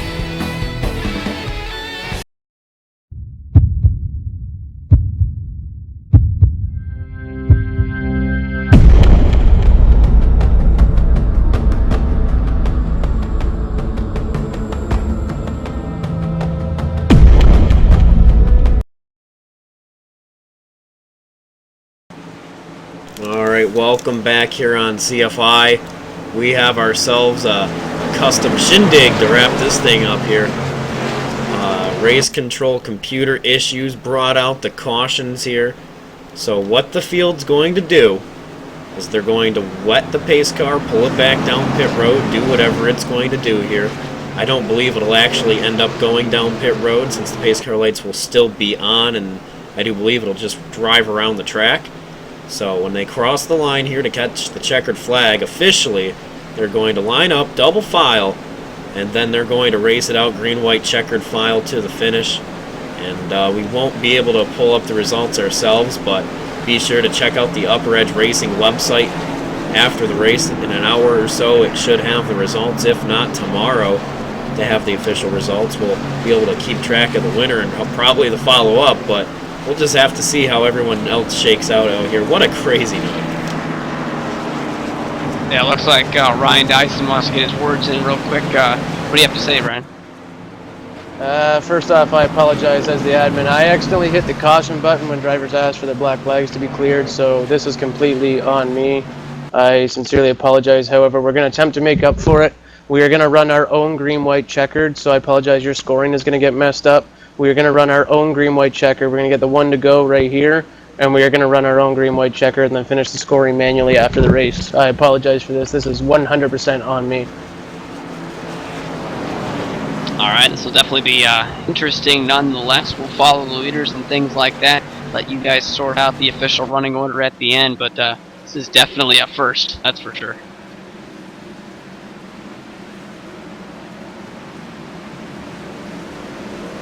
Well, I tell you what, Shane. Quite often on broadcast I say never have I ever, and this is one of those times, never have I ever, but after this I can say I have.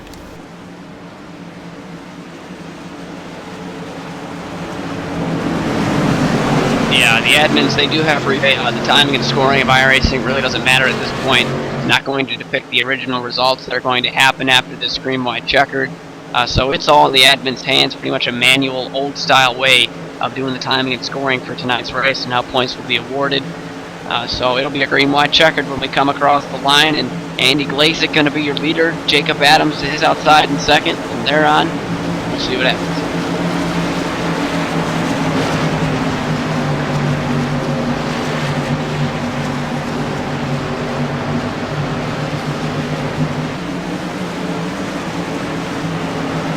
But here for the Road Life 255 now, basically.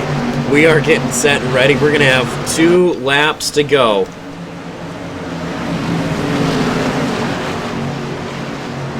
When that pace car veers on off, that'll be the 2 to go. They come by one more time, that'll be the white flag, and when they cross the line after that second time around, that will be that here from Daytona. Pace car pulls on down for the final time here tonight. Joe Lawrence is away. Corey Hoover doesn't quite get to his back bumper. That's going to let the outside get the momentum here. Green flag back in the air. Now to get started by the 19, Jacob Adams. He gets a huge shunt from the 14 of Michael Finlayson. They're the only ones on the outside. It's all and everyone on the inside. And look at that, 3 cars deep, RCA to the inside. Contact there, hard into the wall, they're wrecking. Huge wreck, there's the big one. Don't know if this is the race or not. What's going on? We're still racing up in front.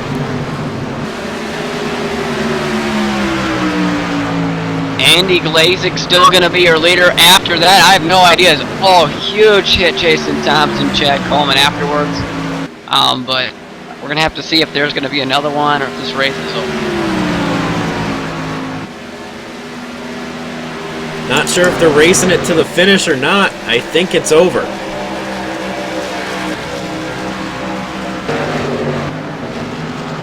Wow.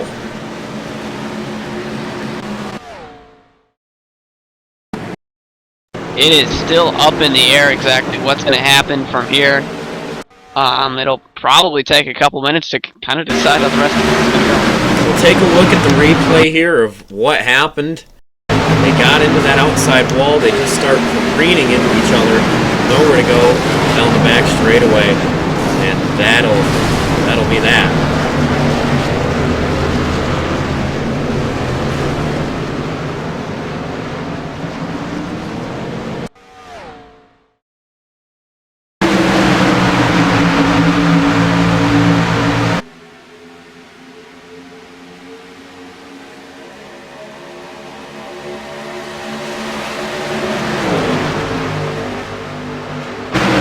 another look. Jacob Adams just got shunted into the outside. There's some lag. Hard into the 99. And then again, just getting nailed by a multitude of drivers as they float. Oh man, hard hits. It's, what a crazy way to end the race. Still not actually sure if it's over quite yet. No official word. Kind of confused right now, trying to follow what everyone's saying here. Right now, plenty of guys trying to drive their cars back damaged, and for the most part here, not fully sure. Yeah, it's you would think. I would think too. Drivers have exited their vehicles already, so it's over. Yeah, I guess definitely looking at it now, guys. We actually got some cars in the infield as well. So that actually, no matter the case though, the 27 Andy Glazik, he is the winner of the season opener here at Daytona. He pulls it out of the bag from the 31st starting spot. Going to be a great way for that team to get their season started. And then Glazik's not here in victory lane. He's still sitting in his car trying to figure out what he went through, but we got his teammate Corey Hoover here. Corey, take us through the bizarre finish tonight. Yeah, it was certainly not normal, you could say, but the whole race as a whole was fantastic. I mean, you could hold the top, you could hold the bottom. I had a blast until the wreckfest at the end, but cautions breed cautions, and I don't know, I've never been through anything like this before on iRacing. Well, being said that you've been through it now, is this one of the stranger things you've been through? Yeah, absolutely. Between that and the finish of some of the finishes with Austin at, like, say, Michigan, where he flew and wrecked after the finish, but nothing compares to this, I'd say. Well, it was certainly a crazy, crazy night. But before we head off, how do you feel about going into next week when we head to Hotlanta? Yeah, we had a good race last year at Atlanta. It's really fast. I'm not sure how the new build's going to hold up, if you can actually hold two lines. Maybe you can run the top or not. I hope you can. I'm looking forward to testing out running the top, running the bottom with these guys in UpperEdge. We have a really good field this year. Lots of strong talent. All right, well, thanks for coming up here to talk to us. I do believe Shane is catching up with Jacob Adams. We talked to him earlier on, and he was running up front after a hard hit, though. Over to you, Shane. And it looks like the officials have officially said that looks like they're going to go back to the original iRacing results, which means, Jacob, you're going to end up second here tonight. Talk about that to open up the season. I mean, I didn't know what to think there on that restart. I was running second, and the rookie running up there.